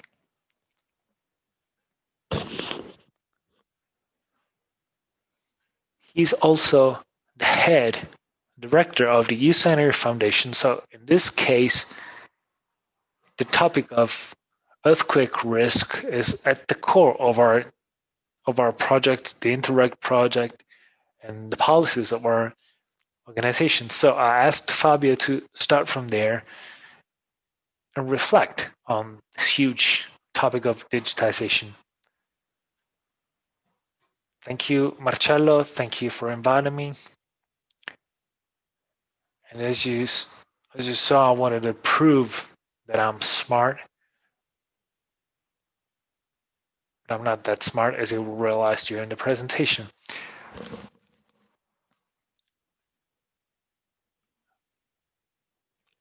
As I saw the title of today's day, I feel like, okay, I'm not really into this.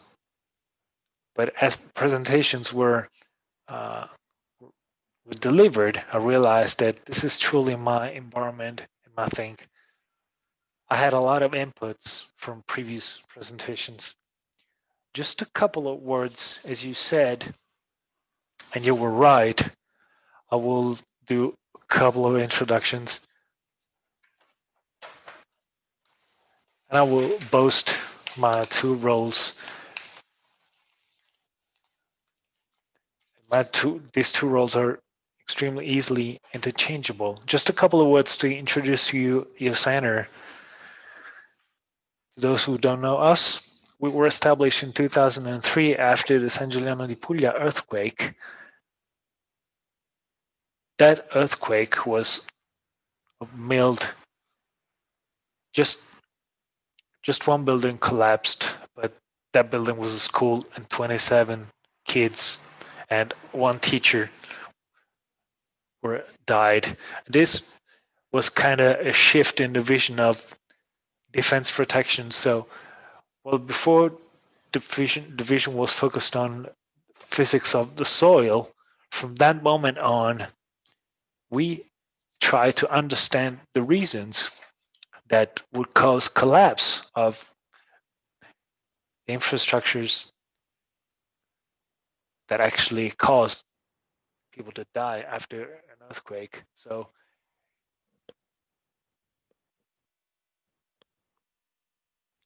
the 347 order provided for the creation of a center. So these founders, the founders of this youth center were the Department of the Defense Protection, of Civil Defense, then the IUSS University School, which is the Higher Institute of University Studies, and then, of course, the University of Pavia, and then the National Institute of Geophysics and Volcanology. We are a skill center for the Civil Defense Department, and we collaborate in a lot of areas. First of all, risk and damage scenarios and vulnerability assessment of buildings and infrastructures.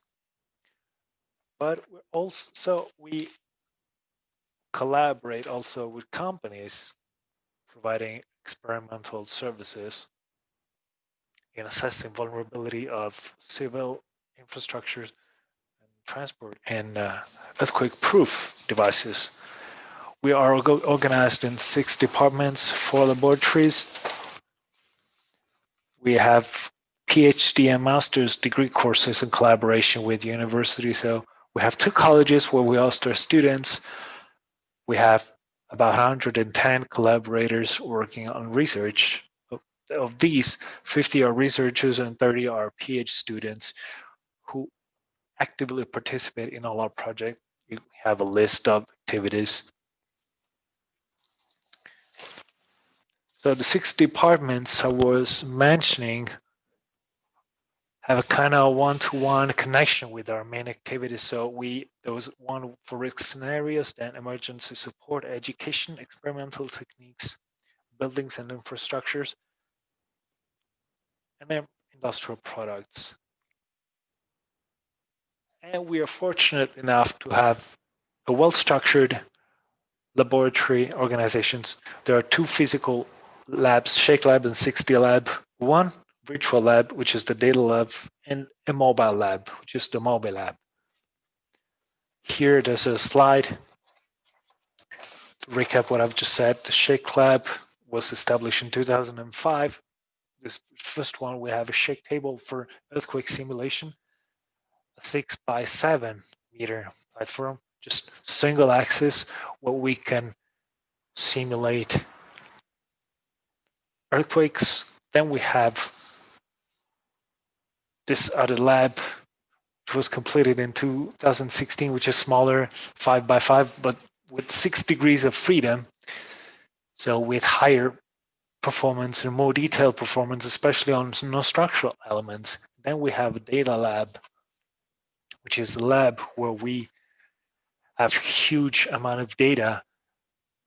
Before, somebody was talking about big data and that we lack people for using big data. Well, this is us. We're here, we exist.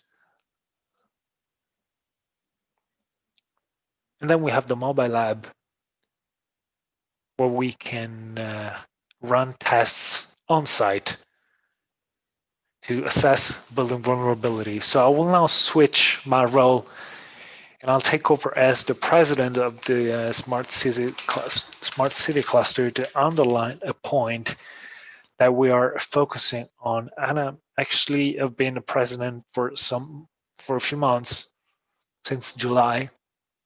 So I've been leading this organization for a short time, but with the new board of directors, we tried to define all our activities and the 5 work tables that we started the last month. It is based on a system of indicators generated by Ernst & Young within the Smart City Index. What is the Smart City Index? Basically, every sector of smart city is identified based on indicators which actually refer to 17 goals of the 1720 agenda. So it is the guiding light of all the documents that we're currently reviewing. So based on these indicators, there's a ranking of the top smart cities. So we are actually rating objectively the cities. We've contacted Ernst & Young. They made themselves available.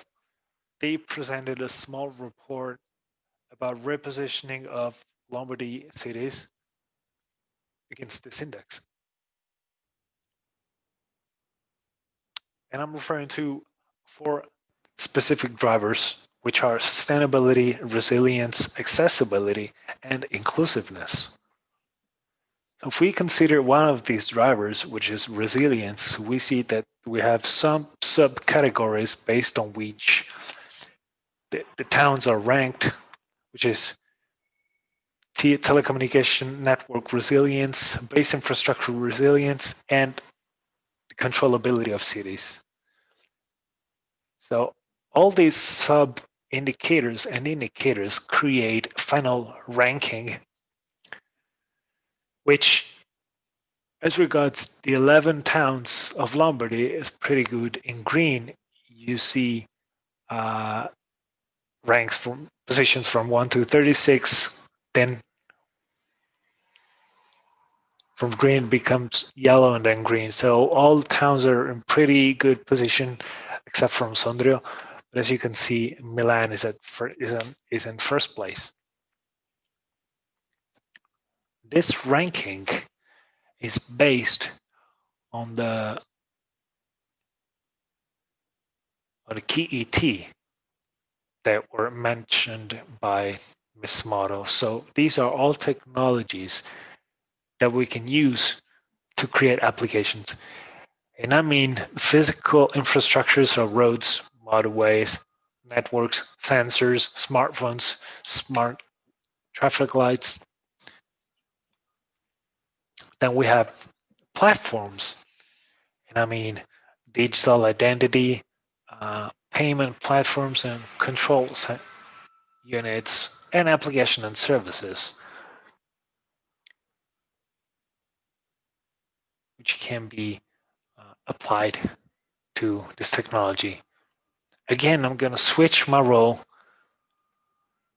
According to EU Center, but also according to the Smart City Cluster, we can add an additional layer to this scheme, which is regulations. And we think this is the layer that allows to implement all these technologies and approach. From our point of view, very often we find ourselves in dealing with research projects that can never be used because they're light years far from current regulations. So the concept may be extremely smart and far-sighted, but they lack the piece of regulation to implement it.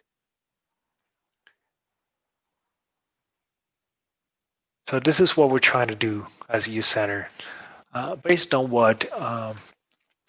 the interventions we have in a risk cycle. For those of you who work in safety, in this case,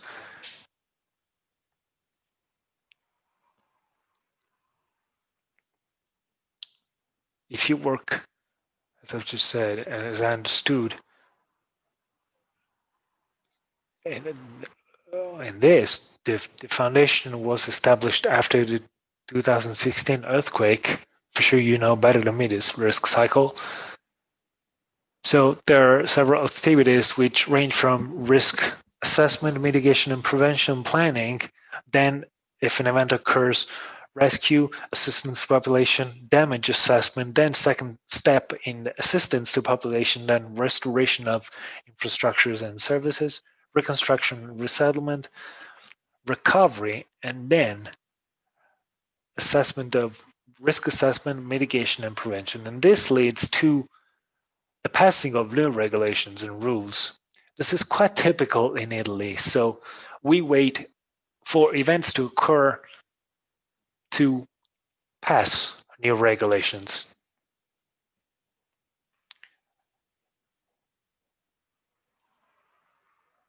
And we can see that the Civil Defense Department was created after the earthquake in Avellino, but we saw this with the L'Aquila earthquake. So certain rules were passed only after the earthquake happened. And again, the law that replaced the 225 law again was passed after the Emilia-Romagna earthquake. So what do we do here? Of course, we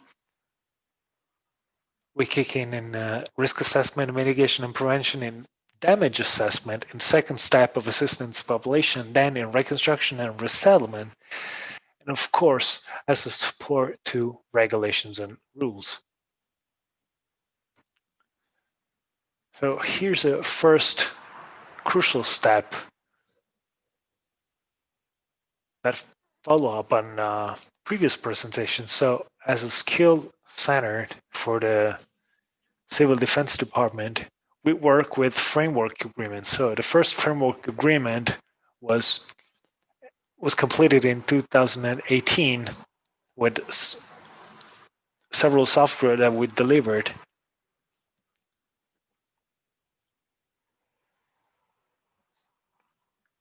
So since 2008, we said to ourselves, okay, all that we do, instead of just writing it or putting it on disk, let's put it in a big database. So we generated this system integrator that becomes a platform on which over the years we acquired a huge knowledge base that includes about 18,000 bridges, 310 ports, 1,000 tunnels, 30,000 retaining walls, 500 dams, 52,000 schools, and 38 airports.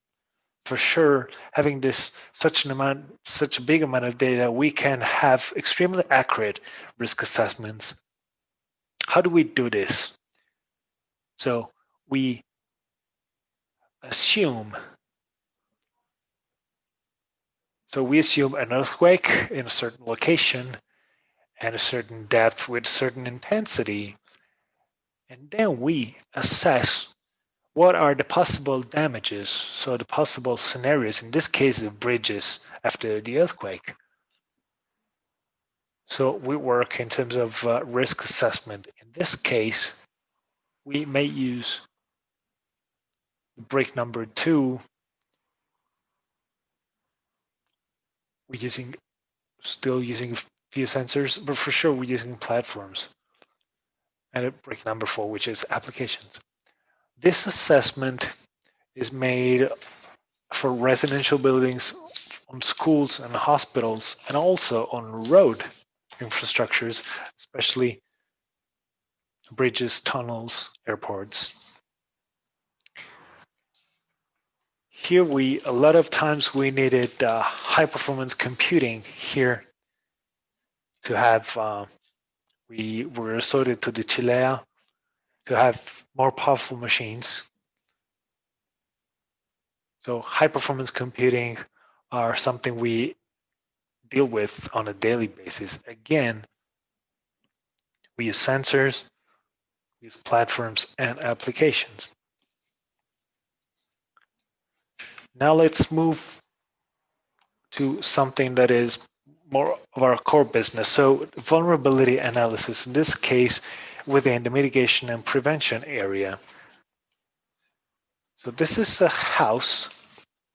This is a design appointed by Shell, which has a gas extraction plant in Groningen. And this extraction plant produces man-made earthquakes. What happens is that in that area, for sure, they have no idea of what a earthquake risk is.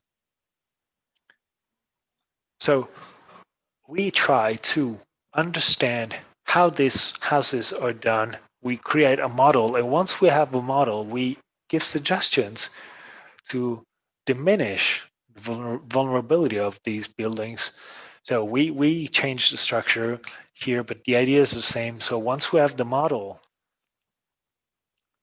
as you can see, we can see if our model is correct. We apply an acceleration, and we see on this diagram how the model breaks.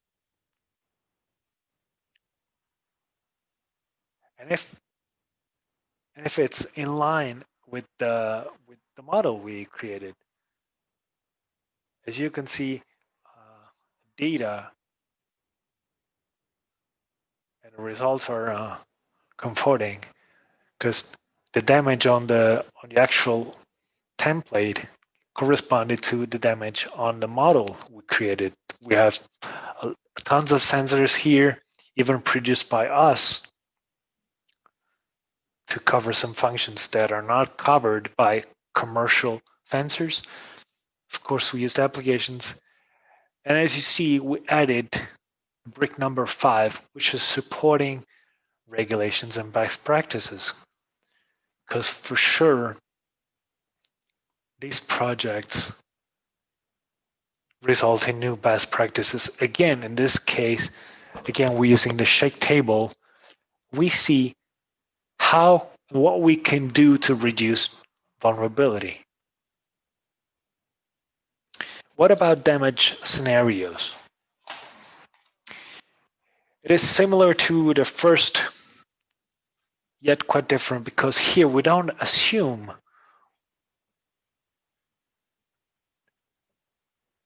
we don't make an hypothesis about a possible earthquake, but we take the data from the National Institute of Geophysics and Volcanology, and we input data from an actual earthquake, and we produce a map for the civil defense protection to see what are the buildings that are damaged, what are buildings that cannot be used, or what are the collapsed buildings.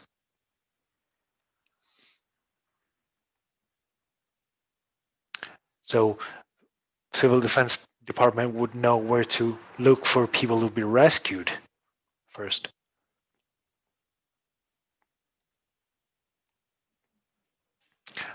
Then we have a mobile lab with highly sophisticated equipment. So here 2 days after the earthquake, we went there and assessed damage on critical buildings. We produced a huge amount of data. And lately, we created this mobile lab that allows us to go on site to assess the residual vulnerability of buildings hit by earthquake, or buildings that we want to preserve and we want to monitor, and we want to see how resilient they are. For sure, we use applications, but for sure, regulations and best practices are key here.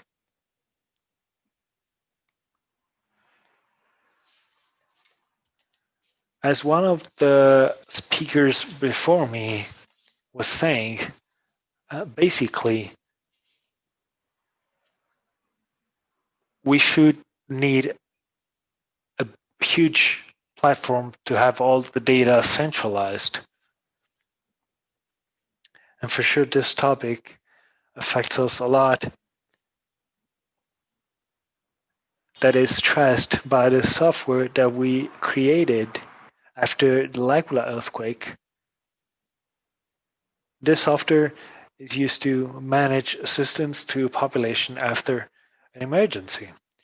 So the fact that there is no database in addition to residents, and also to people living, to domiciled people, it poses a problem, it poses a challenge. If we think about central Italy earthquake, there were almost all second houses, so holiday houses. So we were not sure about who was living in those houses. We have to cross-check data with electricity and water and gas bills to understand who was living there at that moment. So using this software, we manage dislocated people, monitor dislocated people from the moment they lose their house, from allocation to a place in a tent. Currently, we're still physically managing the earthquake in central Italy and on the Ischia Island and on the villages at the foot of the Etna volcano for a total of 1,000 people. And since we started using this database, this software, we managed about 90 million euros that were transferred and used for the stakeholders to add these people, dislocated people, displaced people. So again, we used the platform, the applications, sensors, and of course, regulations. Very quickly, we participated in the CASE project, which in 9 months built 300 apartments.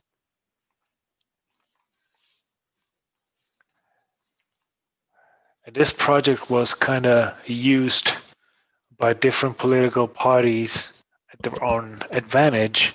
We think this was a huge engineering project compared to other cases. Again, digitization was key here. If you think that we had about 4,000 people working daily there to manage all the people present, so it was a remarkable job.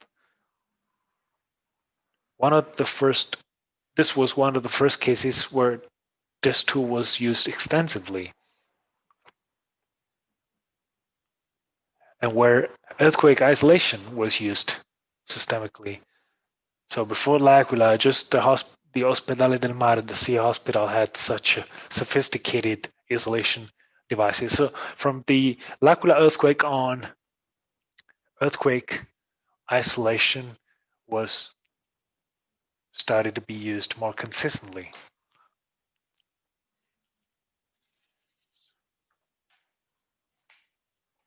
So just a couple of more applications here.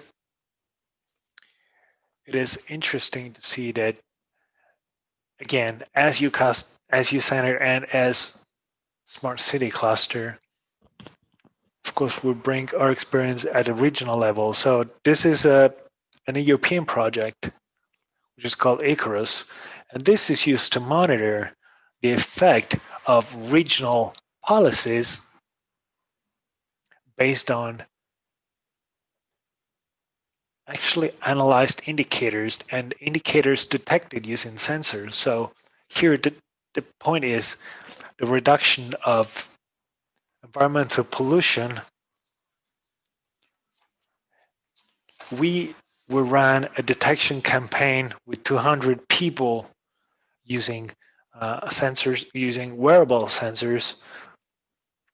Then we matched their physical activity, their physical job, and the level of CO2 in the air they were breathing.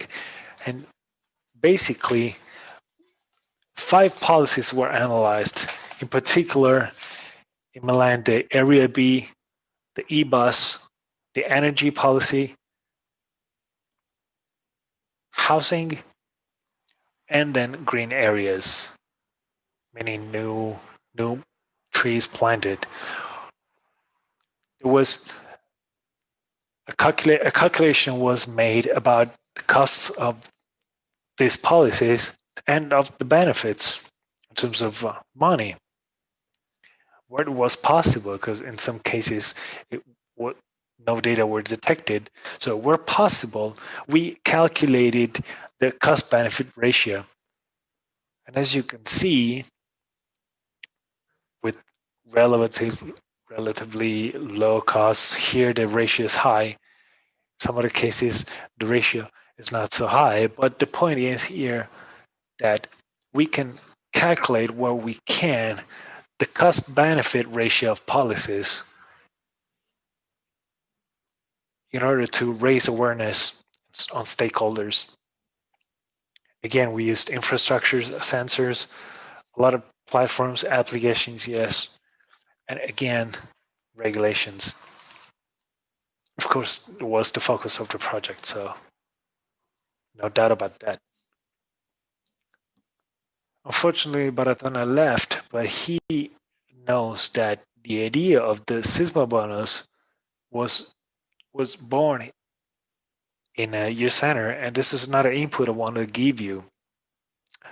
While earlier said that there were certain projects that were so far from current regulations, actually, if the project is good, there are ways to implement it and to turn it into laws and regulations, because our stakeholders are people, as Baratone proved, that people that are really attentive if things are good and valuable.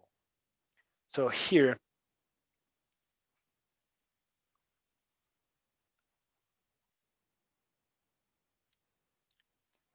certain gradual progressive levels of energy classifications were provided. We could assess and estimate losses after earthquake. So we could assess the resilience of buildings. So from there, as you know well, this all brought to and led to the Sisma bonus. Of course, as you can see, we used brick number 5. This is an additional passage, further step, and this is straight into today's topic, even though this is the last slide. And this is studying non-structural and analyzing non-structural events and creating BIM libraries, specific BIM libraries for these elements. As most of you know, currently the designing is made on non-structural structural elements, but as you know, and I would say that the Emilia-Romagna earthquake was disruptive on the old way of thinking. And we're having the first reports now about 80% of financial damage from earthquake is caused by collapse of non-structural elements. So the building stays up, but non-structural elements cause deaths and economic damages. So what we're trying to define in this project, which is worth about 8 million euro, is create a library of non-structural events where we basically do an assessment of the performance of these elements. So we don't provide a label, it is earthquake proof or not earthquake proof. We just say, for this acceleration, we expect this behavior. So it is the designer, it is the engineer who has to be able to use the BIM library in the correct way within structural designing in a consistent and coherent way. So this is what we're doing. Of course, we're using infrastructure, sensors, platforms, applications as well. And hopefully, we will turn this into best practices and new regulations. I actually lied. That wasn't the last slide. This is the last slide. I don't know if you already know that, but last week we were honored to be told that the 2024 World Conference on Earthquake Engineering will be held in Milan.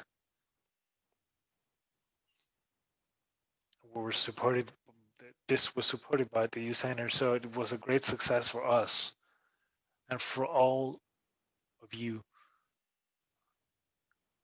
And based on your presentation, a lot of you will join in this challenging adventure. Thank you, Fabio.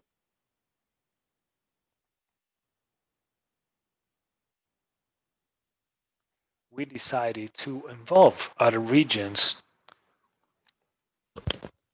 For sure, the Emilia-Romagna region will have space to talk. But we like to be inclusive. Nothing that collaborating and work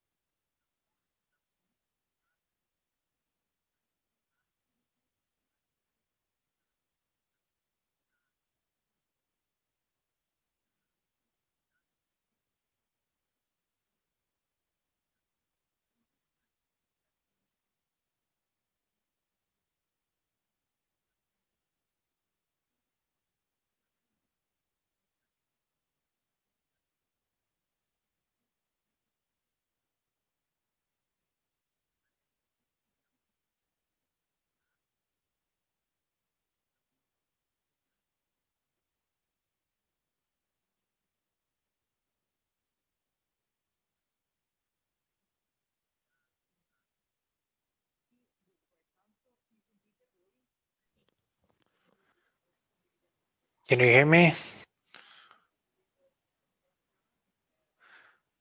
First of all, thank you for this day, for this quite interesting day with a lot of inputs.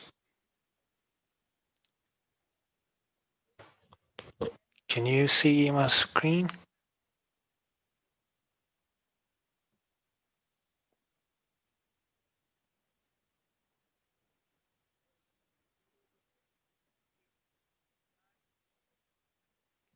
Thank you for this, for inviting me to this important event, and for the fact that you opened a lot of topics that we should implement. And I would like to take the chance to say hello to Professor Moro.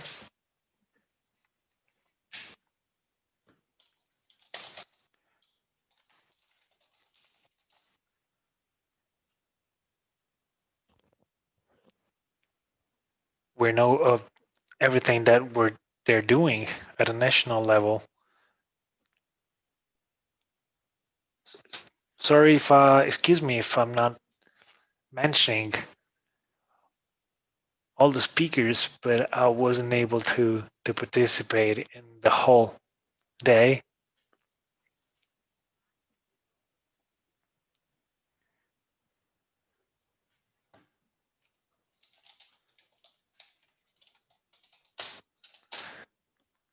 Thank you for sharing your experience about the earthquake with us, because as we know, this Foundation Youth Center is very important for us.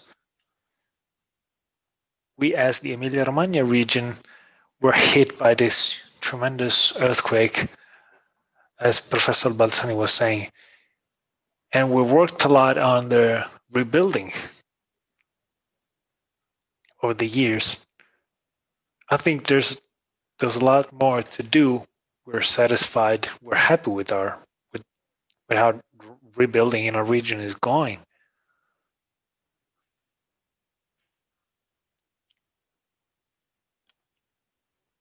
We achieved good results and quick results.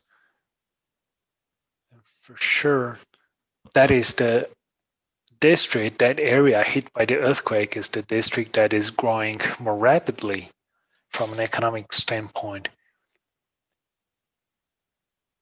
As early as years ago, he received a huge boost because it was rebuilt using 4.0 technology. So today, it is maybe the most advanced expressions of this country, because it had to deal with rebuilding processes, tough rebuilding process, but these new technologies were used. So this is proof that if we do things, we can achieve results. For sure, this rebuilding process cost about 12 billion euros. So you understand how important it is to work on prevention and how these models are crucial. We've always been a slow country in reacting. So this is something that should be done. This modeling job should be done everywhere. And this model should be extended to whole Italy, but in a more powerful way than we've done so far. Because it's extremely difficult to make people understand that this is a real risk. So thank you for your job, and just let's see if as a cluster we can do an extended and more widespread job. And I live in Mirandola, so you may well understand how am I sensitive to this. So having said that, my goal here, my role here is to have a recap of what we did over the years, and also to share with you some of the work we still have to do. Many of you already know our system. It is a broad system where today we can work with the university, specialization schools, higher education with business school, master's degree courses, for example, the automotive degree course, and all that regards Industry 4.0, which has achieved remarkable levels in the region. Just to mention the BREX Competence Center, which covers the digital and big data area applied to industry. At the same time, we are working on infrastructures and big infrastructures, because as a country, we haven't actually classified all that we have. We're starting to do this. We had done that in 2015. We're continuing to do that, and we'll start doing it again from January. It would be extremely useful to count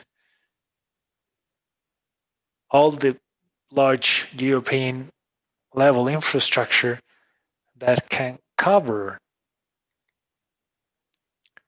certain sectors. And I mean infrastructure with multiple localizations. And this infrastructure may make a difference for our country. Because to me, one of the problems we have, it is not what we do, it is that we do things separately in a fragmented way, and we struggle in giving and them as a whole. So that is crucial, and also in terms of research. So we should fix this, especially for the years to come. Obviously, we have large institutes, CNR, the NEA, the National Institute of Geophysics and Volcanology. So for sure, the Emilia-Romagna region has a rich and complex system that has also gave life to a widespread system with our 10 infrastructures. Ferrara, again, is one of the hubs of this system. Then all the incubators, the Mecha networks. So all these networks that our region is accustomed to, because as you know, our region is crossed by the Emilia Road, connecting all the cities. We have 4 university systems. We have the Polytechnic University in Piacenza. So this is like an ecosystem, because the Emilia-Romagna region has a system that at all levels, from manufacturing institutions, is quite widespread. So the ecosystem is something really tangible. Also thanks to its physical shape. So of course, ARTER plays a crucial role, which is our consortium for research and innovation, through a scientific technical committee.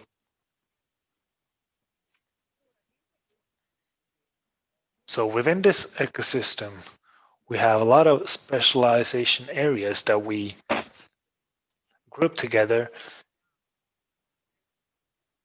We're extremely interested in building and constructions industry,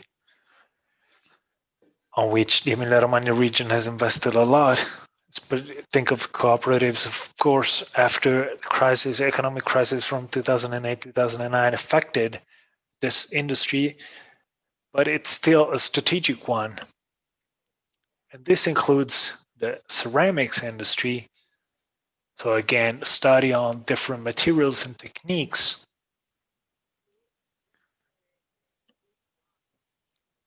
And of course, the building and construction industry, along with energy, sustainable energy and development, is one of the most interesting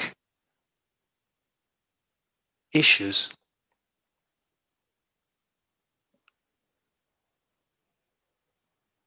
Also, if we consider the S3 plan that we presented to the social partners last night. So this is our S3. So as I was saying, this system, the system of our country, of our region, of Lombardy region, is a system that manages to do a lot of research, a lot of innovation. We set the famous goal of 2.5 billions. We are at about 1.6 billion euros in investment. So our system can and is able to progress and do things. Of course, compared to us systems from other countries, and I'm thinking about Germany, for example, is quite more fragmented and on the territory. That's why I was making this appeal to create a system, to create a general and European ecosystem of knowledge and innovation. What I really care about is that within this new concept of research and innovation at European level, over the years, we decided to shift to an integration between subjects. That's why all these clusters were created. What I really care about, what I really want to stress about clusters, it's the possibility that these places can be places of monitoring of what's going on in Italy.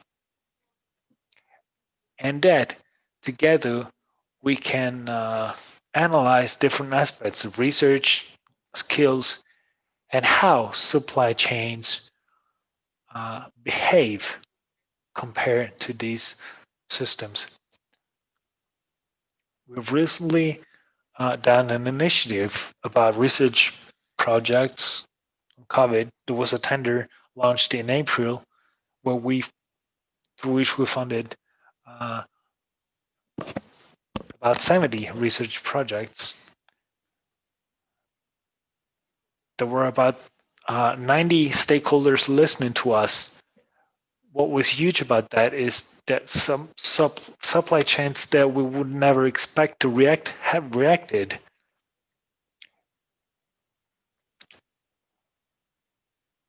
We had some incredible results on materials, for example, on new masks to be used.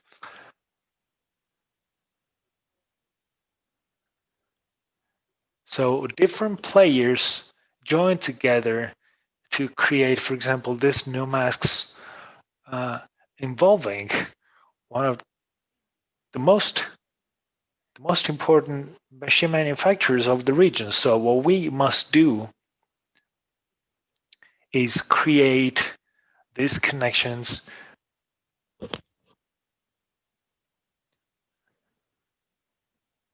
whose process we have assigned to clusters. So clusters have the ability to work taking advantage of leveraging different skills. Obviously, this use of digital platforms, and I'm thinking about the Eroi platform, and also new initiatives were launched over the years. The latest one is the Big Data Cluster, which I'm going to spend a few words about, because this cluster has tried to involve in a cross-cutting fashion all the subjects that you see here on the slide.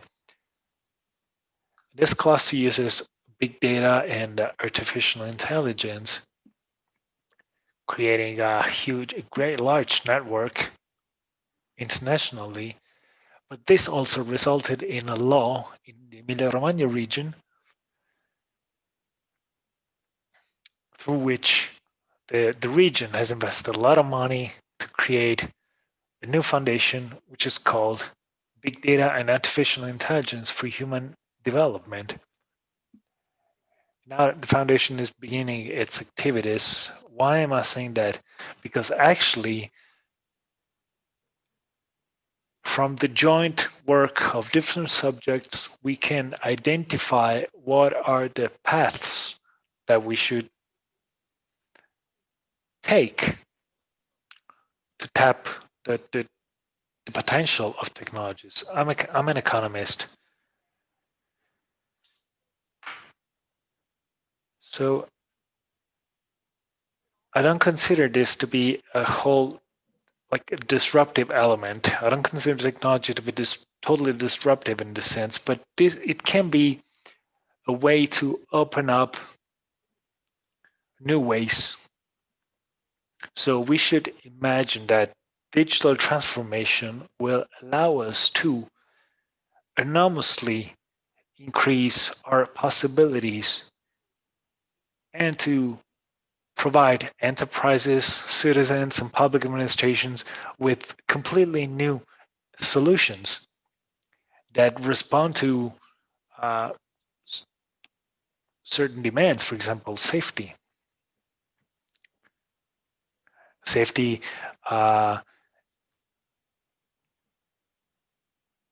is everywhere on the job and cities. So what I want to stress is that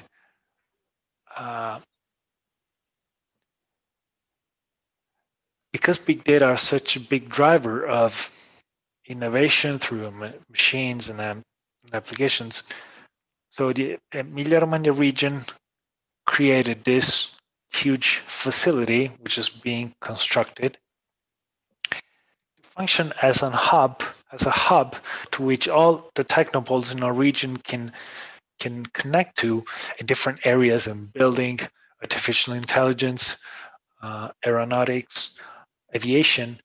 So there are a lot of fields of application. So this huge infrastructure will be, in this facility will be hosted the medium range forecast center, which is working also on natural disasters. And if you think about having the data center here with a part of researchers and also with the opportunity to push on collaboration as regards prediction and forecasts, I think this is a huge opportunity. Along with this, we will be helped by the European Union. In Chineke, the NFV will have the most powerful machines for scientific competition. So again, as regards models, forecasts, and data, the only thing that we lack is brains. We often think in a mechanical way about infrastructures, but what matters the most is how many researchers and people and brains we put to work on these machines. Because of course, from now to 2026, we're going to have enough computing power. So we laid the foundations, but now we need people. We will also host the National Forecast Agency. We will have multiple university centers. Then with the Rex Competence Center and all that regards the new foundation with its new competences. Why is it important to have this facility? Because this facility was funded at a national level, because it has to be available to everybody and has to be one of those elements that should put our country on a European map.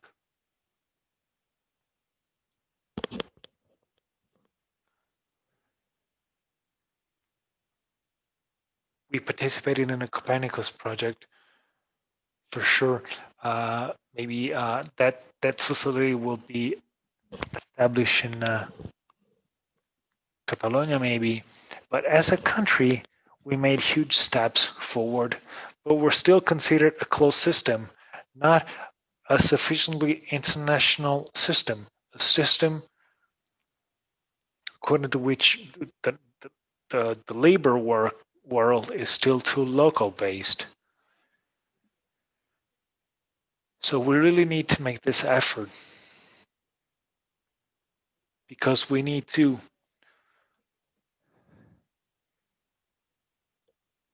leverage on the effort that our country is doing to bring results for our territories. So it is not just about doing, but it's also about reviewing what we're doing, what we've done, to connect it to the rest of the world. So within this project, there's the beam, of course, that we tested very successfully. We have another also complex BMS system. We have about 20,000 points of observation. We learned a lot of things. I'm the coordinator of this project. This was a huge work. We had about 150 meetings. The budget was 70 million euros, so it was an extremely complex thing to do. The area is about 20,000 square meters.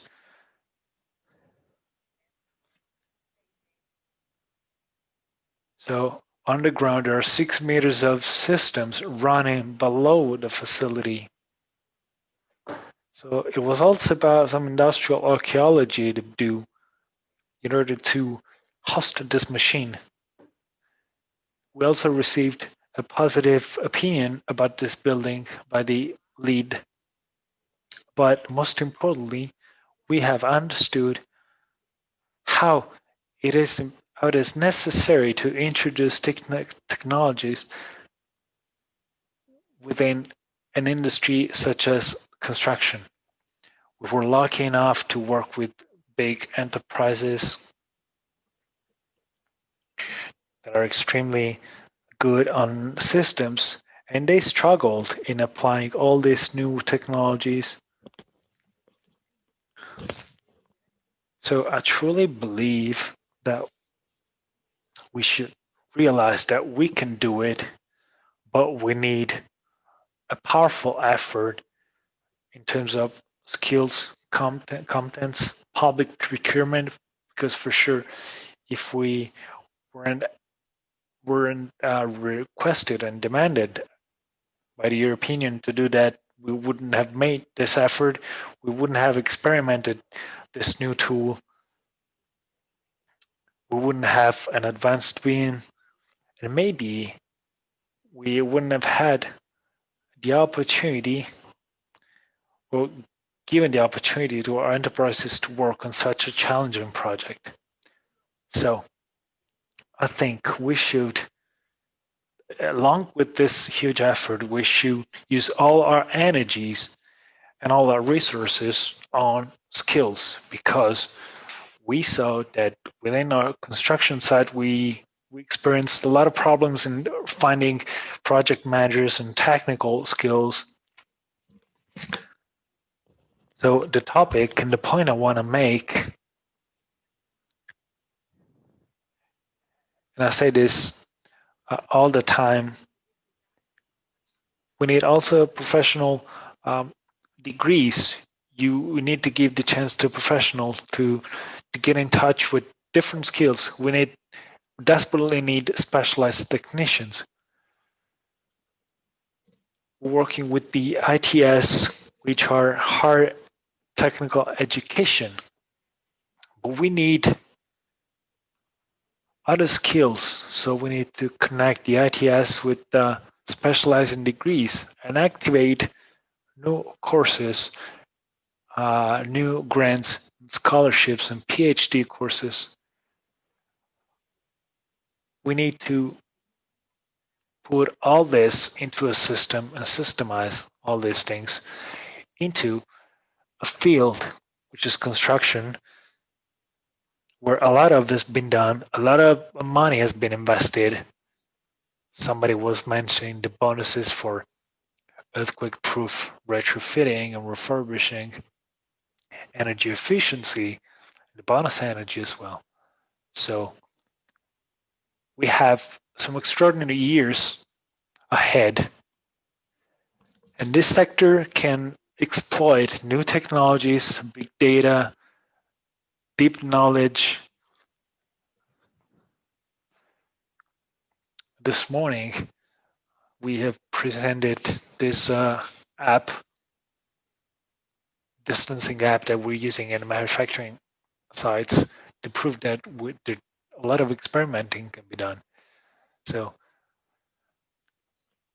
I think this is a significant element that we should consider. Here, you see all the things that regions are doing, the network that we're going to have, and all the applications that we can implement. But what I really want to understand, in addition to broadband and ultra broadband, is that what we're trying to deploy for new programming. So enhancing labs and strengthening labs in strict connection with supply chains. So following the cluster model, thinking on a more smart region fashion. So as the Emilia-Romagna did with a lot of university, a group of PhD students working on these topics,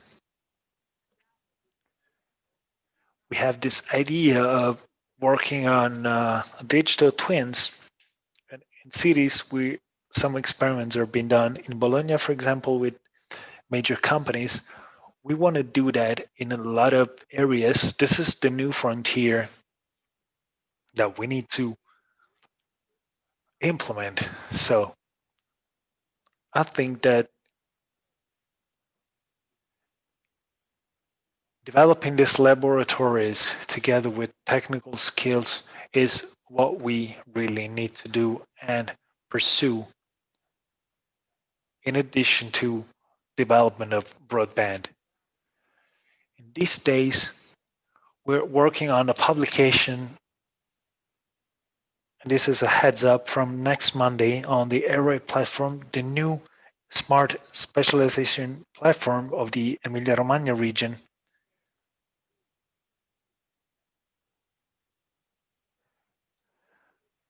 Where we tried to use descriptors to give evidence of the tools that we can use in the next year. So from next week, check this platform out. Within the Array platform, it is open for consultation to gather all the needs from territorial, and also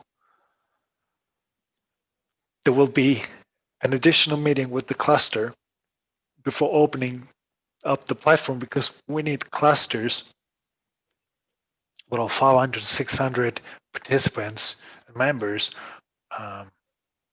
to play a crucial role. President Bonaccini is okay. He's coming back to work. His schedule is so packed. He has already attended I don't know how many meetings. He just phoned me. So we're overwhelmed with commitments and events. So the fact that the president is getting back to his job full-time these days makes us really happy, because we know how he is important for us in terms of boosting our passion. So I invite you to think about this, to really understand everything that we can do. And I mean big data, artificial intelligence, digital transformation, digital twins can be translated into the transformation of our supply chains.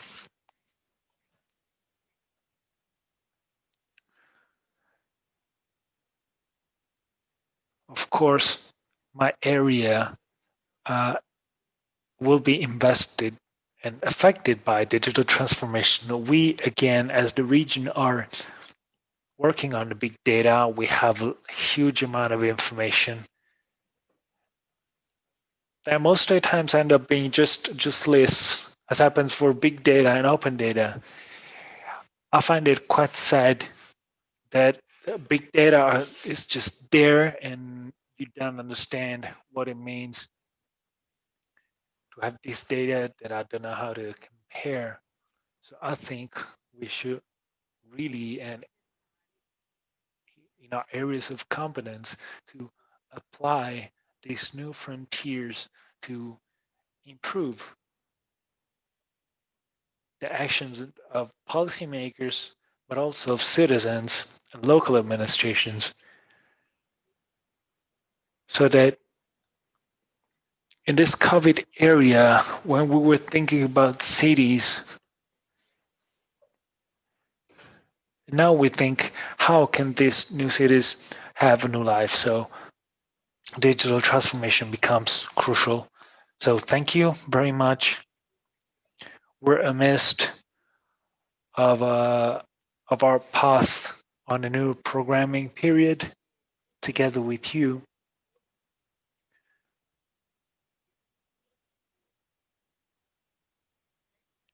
There's a lot of projects going on for sure.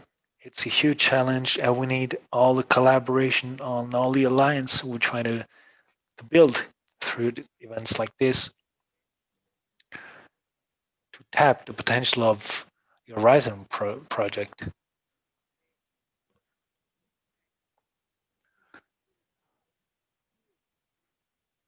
So this, together with the digital transformation, needs to see us as strictly collaborating to make a real change. So this is my task for you. Please be massively active together with us. Thank you to Professor Balzani and the whole cluster and to all who participated in this. Thank you.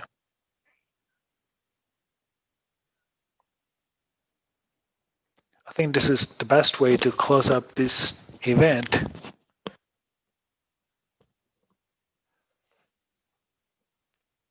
I would say that the final picture is beautiful, meaning that the venture of clusters that you have introduced,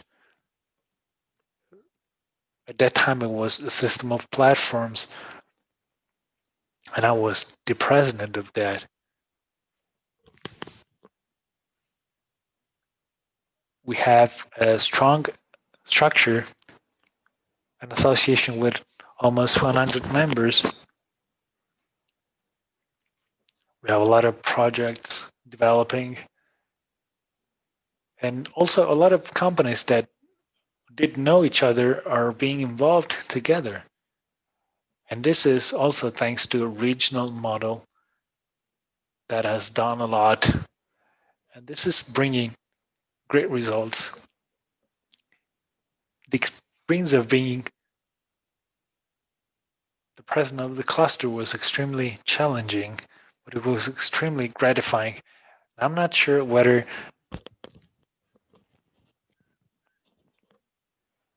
I can keep doing this,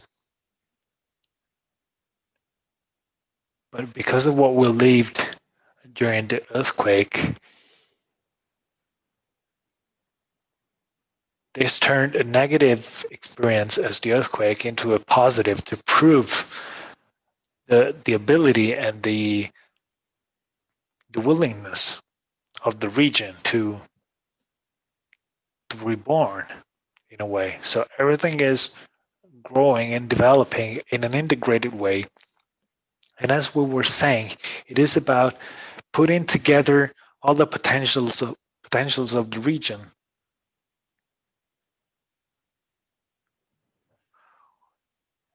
Also the Farspiel project with our friends from the other regions, we need to work together not to be our own competitors. Otherwise, we would end up being competitors in our own country. Then to my colleagues who are connected, there's still 140 people who can live this on a professional scale. Actually, this region gives a lot of opportunities in terms of their skills. We were talking with Anna about what are the available opportunities of developing our skills and seeing beyond of our daily work and trying to realize that future scenarios are actually becoming a reality. We involve a lot of professional commissions. We need to take advantage of these new opportunities. This is a hard market. We've kind of gone through a crisis, but if I look at the clusters that are being created and the integration of models that can be used, for example, the ESDFs at a European level, of course, there's big potential. But we need to work all together. And this is the key. I would like to close up this meeting. Tomorrow we're going to have another packed afternoon. Today we opened our 3-day event. Morena, I don't know if you listened to us. We received more projects for the awarding. For our award, BIM&Digital, more than previous years. So there's going to be an awarding ceremonies on the 15th of December with 100 projects. So the jury is going to work these days. So stick with us, because today was just the beginning. We have another day tomorrow and then whole day on the 15th of December, completely dedicated to innovation technologies. Anna, you're back with us. Please, guys, turn on your camera so we can also physically say hello.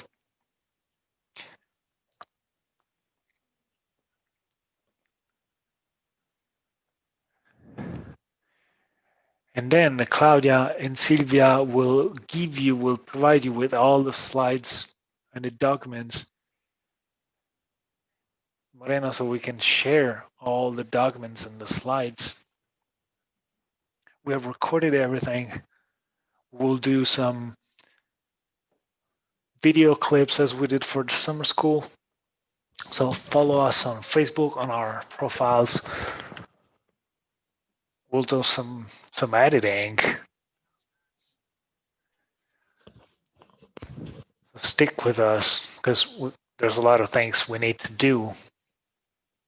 Because we need to build this future all together. Thank you, everybody.